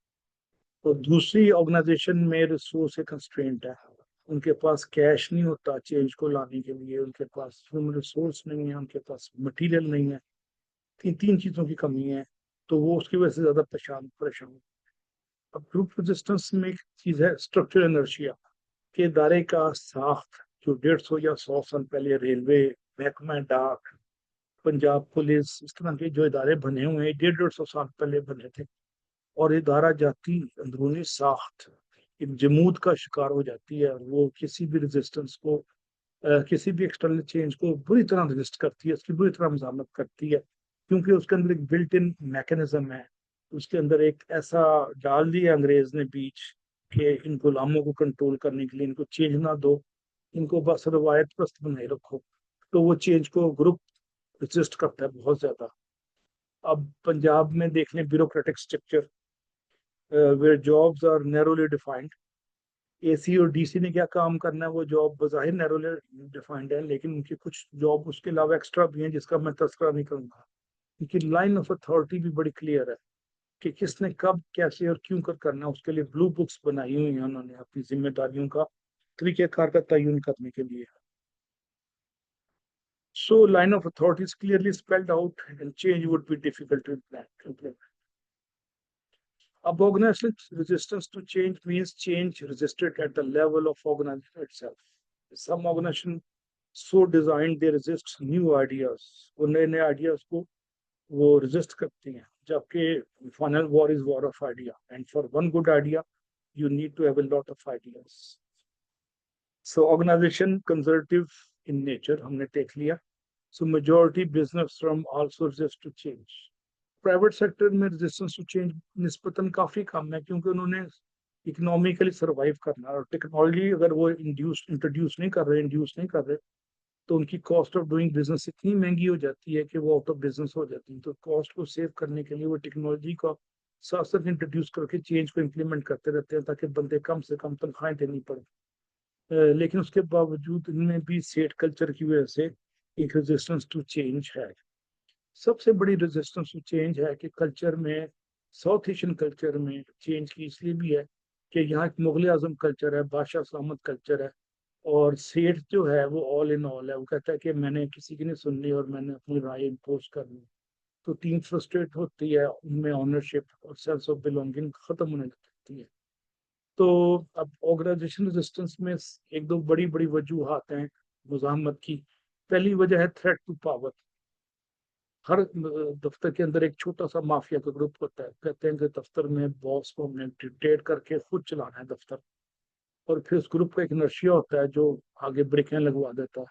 और ऑर्गेनाइजेशन का स्ट्रक्चर है जिसमें आप चेंज को इंट्रोड्यूस करते करते आपको कई साल लग जाते हैं। आप सरकार रोकती है, सरकार के कवानीन रोकती हैं। और आप कहते हैं हर बंदा जनरलाइज काम करे, और वो कहते हैं हम स्पेशलाइजेशन को प्रमोट नहीं होने देंगे। हम हर फन मौला और हर फन अधूरा ही है। और रिसोर्स कंस्ट्रेंट, पैसे की कमी, मटेरियल की कमी, मैन पावर की कमी। तो ऑर्गेनाइजेशन रजिस्ट करती है हमारे पास बंदे नहीं इस नए आइडिया को इम्प्लीमेंट करके, ये कह के वो अपनी जान छुड़ा देते हैं। और उसके बाद कहती हैं कि जितनी मेहनत करेंगे हम, ये सारी डूब जाएगी, जिसको संक कॉस्ट कहते हैं। अभी गंदुम पंजाब में बह गई है ना सरकारी गोदामों की, उन्होंने निकाली नहीं, दानिस्ता वक्त से नहीं पहले निकाली कि आधी पौनी पहले हो सकता है चोरी कर ली, और उनका ये सारी 10,000 मन गंदुम निकल गई है पानी में। किसी को क्या पता 10,000 थी या 2,000 थी या 8,000 थी, जंगल में मोड़ नाचा किसने देखा। अब हम मिनिमाइज कैसे कर सकते हैं रेजिस्टेंस चेंज? सबसे उसका कला, उसका सबसे आसान काम है कलाम, कम्युनिकेशन। हजरत अली के अलैहिस्सलाम का कॉल है कि कलाम करो ताकि पहचाने जाओ, कलाम करो ताकि पहचाने जाओ। तो कलाम जब आप करते हैं और अर्जेंसी टू चेंज बताते हैं कि अगर हम ये ना किया तो दफ्तर का निज़ाम तहस नहस हो जाएगा और हम आउट ऑफ बिजनेस हो जाएंगे, तो लोग थोड़ा सा सुनने लग जाते हैं, चेंज के लिए थोड़े बहुत कायल होते हैं। उसके बाद आप बेयकीनी जो चेंज के साथ ही आ जाती है मार्केट में, उसको भी आप, उसकी बेयकीनी को भी कम करते हैं। फियर ऑफ अननोन, कि पता नहीं नई चीज कैसे होगी और क्यों कर होगी, कैसे हम इसको इम्प्लीमेंट करेंगे। और अगर लंच ब्रेक खत्म हो गया, नमाज ब्रेक खत्म हो गया और नॉन स्टॉप 2 बजे छुट्टी कर दी, तो हम तो 4 बजे छुट्टी के आते हैं, 1 घंटे का ब्रेक लेते हैं। मैं मिसाल दे रहा हूँ। तो फियर ऑफ अननोन लोगों की सकाफती और तहजीबी रवायात को जो हिट करता है कि हमारी तो सकाफत, तहजीब और मजहबी इकदार जो हैं, इससे इससे जो है मुतासिर होंगी, वो इसको रजिस्ट करते हैं। और ये सारी की सारी चीज़ें टाइम कंज्यूमिंग है और कॉस्टली है। दूसरा, ट्रेनिंग। अगर आपको एआई एजेंट इस्तेमाल करने आ जाए तो आपका काम हो सकता है आधा हो जाए। तो ट्रेनिंग के, आर्टिफिशियल टैलेंट के एजेंट हम कैसे, इसके लिए आप कोचिंग करते हैं, ट्रेनिंग करते हैं, अप्लाइड एक्शन लर्निंग देते हैं, और उनको ओल्ड रूटीन को तोड़ने में मेजर ट्रेनिंग देते हैं। तो प्रॉब्लम इसमें क्या हो सकती है ट्रेनिंग में? Potentially time consuming and cost. Training, battery खत्म हो गई है, जिसकी चार्जर चार्जर लगाओ। इसकी जो ट्रेनिंग की कॉस्ट बहुत ज्यादा है। अभी तो ऑनलाइन ट्रेनिंग की वजह से कॉस्ट गिर गई है। यही ट्रेनिंग अगर हम कर रहे होते होटल में, तो ये 5 से 10 हज़ार रुपये पर डे पर पार्टिसिपेंट होती। लेकिन अब टेक्नोलॉजी ने कॉस्ट को रिड्यूस कर दिया, एक बड़ा अच्छा काम हुआ है। और अक्सर सरकारी दफ्तरों में ऑनलाइन ट्रेनिंग एक नॉर्म बनती जा रही है। तीसरा है एम्प्लॉय एंगेजमेंट। एम्प्लॉय को जितना इन्वॉल्व करते हैं नई नई चीज़ों में, एम्प्लॉय उतना उसकी सेंस ऑफ बिलोंगिंग और उसकी ओनरशिप बढ़ती जाती है। तो आप एम्प्लॉय को एंगेज करें, उसकी इमोशनल एंगेज करें, फिजिकली करें, टेक्नोलॉजिकली करें, तो एम्प्लॉय की अजनबियत टूटती है। अभी नहीं लगा। और एम्प्लॉय की एंगेजमेंट की वजह से उसकी मज़ामत कम होती है, उसको कहता है अब तो मेरा काम है ये। तो ये एम्प्लॉय एंगेजमेंट एक बड़ी अब आहिस्ता आहिस्ता रॉकेट साइंस बनती जा रही है। इसका दूसरा नाम एम्प्लॉय इन्वॉल्वमेंट है। उसके बाद स्ट्रेस मैनेजमेंट है। हर नई चीज के आते ही लोग समझते हैं हमारा वर्कलोड बढ़ जाएगा। तो वर्कलोड बढ़ने के डर से वो नई चीज को अडॉप्ट नहीं करते। ठीक है। अब जब लोड बढ़ता है तो वर्क स्ट्रेस भी बढ़ जाता है। तो उसका तरीका फिर ये है कि स्ट्रेस मैनेजमेंट की आजकल मरवजा 25-20 तकनीक आ चुकी हैं, जिसमें कंसल्टेंट आते हैं और स्ट्रेस को मैनेज करने में टीम को ट्रेन करते हैं। तो ये स्ट्रेस मैनेजमेंट एक बड़ा अच्छा तरीका है। और उसके बाद है नेगोशिएशन, मुज़ाकरात। अगर कोई नहीं मानता तो आप उससे मुज़ाकरात करें, कुछ लो दो की बुनियाद पे उसके ऑफिस आवर्स कम कर दें, उसकी बच्चों को पिक एंड ड्रॉप के लिए जल्दी छुट्टी दे दें, वगैरह वगैरह। ये नेगोशिएट करना पड़ता है मुज़ाकरात के जरिए, कुछ लो और कुछ दो। अब कुछ लो और दो भी एक्सपेंसिव है और इसमें कंप्लायंस को मुश्किल कर रहा है, इसका कंप्लाई चेक करना इसको मुश्किल हो जाता है, और कमिटमेंट लेवल लोगों का चेंज हो जाता है, कम या ज्यादा। तो नेगोशिएशन ये फिर एक सेकेंड लास्ट टेक्निक है। और आखिरी चीज है इखलाकी दबाव, अग्रेसिव यूज ऑफ फोर्स।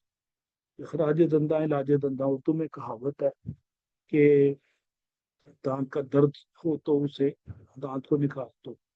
आप पूरी कोशिश करें कि वो शख्स चेंज को अडॉप्ट करे, इसको एक्सेप्ट करे।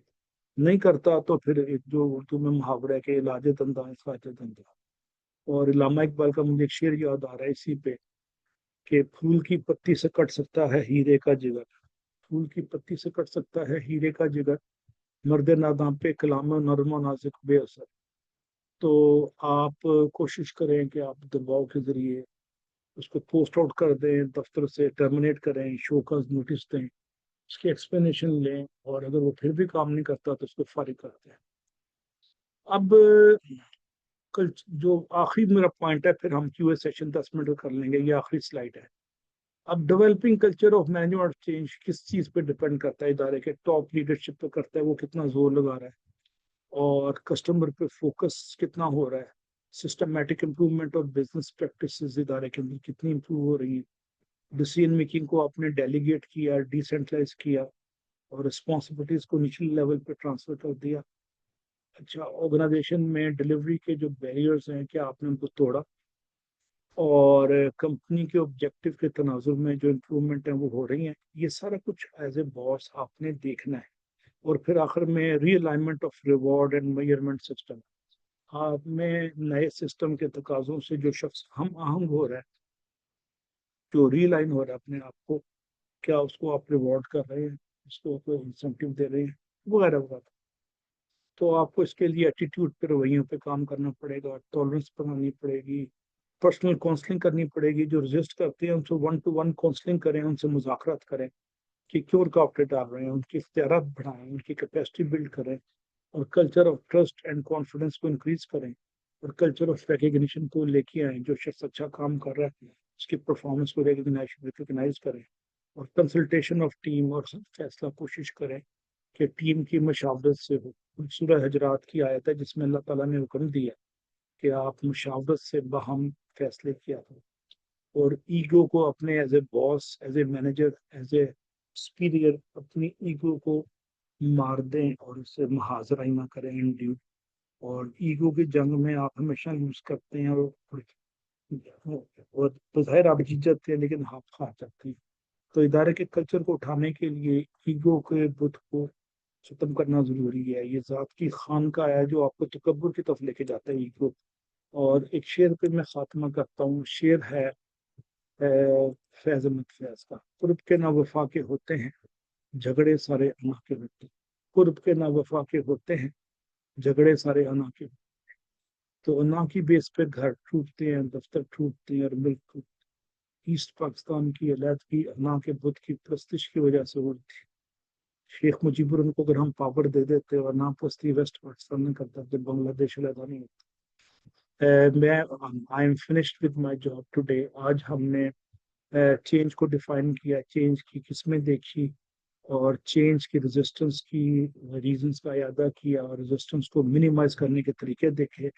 और मैंने बेस्ट इंटरनेशनल प्रैक्टिसेस चेंज के तनाजुर में आपसे शेयर की। अब आप, I am open for the questions, मेरे पास 10 मिनट हैं। House is open for the questions. अभी तक जो मैंने गुफ्तगू की है चेंज के तनाजुर में, अ, किसी ने सवाल करना है तो आप हाथ खड़ा करें, चैट पे टाइप करें, और अदरवाइज आप इस पे वॉइस माइक्रोफोन पे मेरे से डायरेक्ट भी बात कर सकते हैं, लेकिन अगर टाइप कर लें तो ज़्यादा अच्छा है। अगर कोई सवाल नहीं है तो इसका मतलब है लेक्चर आपको डाइजेस्ट हो गया, कोई कंफ्यूजन नहीं है।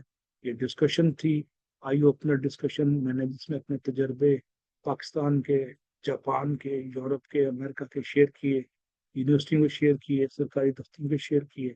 और इसके पीछे मेरा 35 साल का तजर्बा है चेंज का। मैंने नस्ट और यूटी में चेंज पे बड़े बड़े एक्सपेरिमेंट किए हैं, यूटी लाहौर में और नस्ट में, और फिर एक दो और यूनिवर्सिटीज में, केस यूनिवर्सिटी या प्राइवेट इस्लामाबाद। तो अगर कोई क्वेश्चन नहीं है तो वी सिंपली से गुड बाय। मैंने आखिरी 10 मिनट सवाल के लिए रखे थे। Thank you very much. अगले हफ्ते हम एआई की इंटरवेंशन पे, टेक्निकल पॉइंट्स पे देखेंगे। आज हमने डायनामिक्स ऑफ चेंज की, दफ्तरों में बेस्ट प्रैक्टिसेस ग्लोबल रिव्यू की।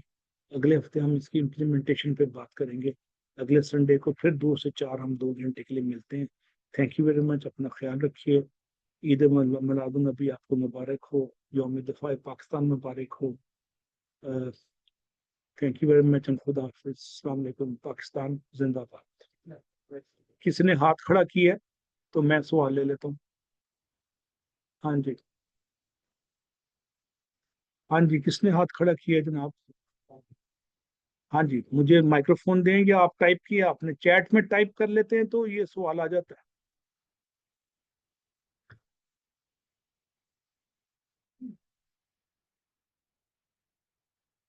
मुझे हाथ किसी का नजर नहीं आ रहा। चलें, अभी अगली दफा मैं सवाल ले लूंगा। अभी किसी का हाथ मुझे नजर नहीं आ रहा। हम अगली दफा डिटेल टेक्निकल डिस्कशन करेंगे तो उसमें मैं आपका सवाल ले लूंगा अगर कोई है। Thank you very much. खुदा हाफिज।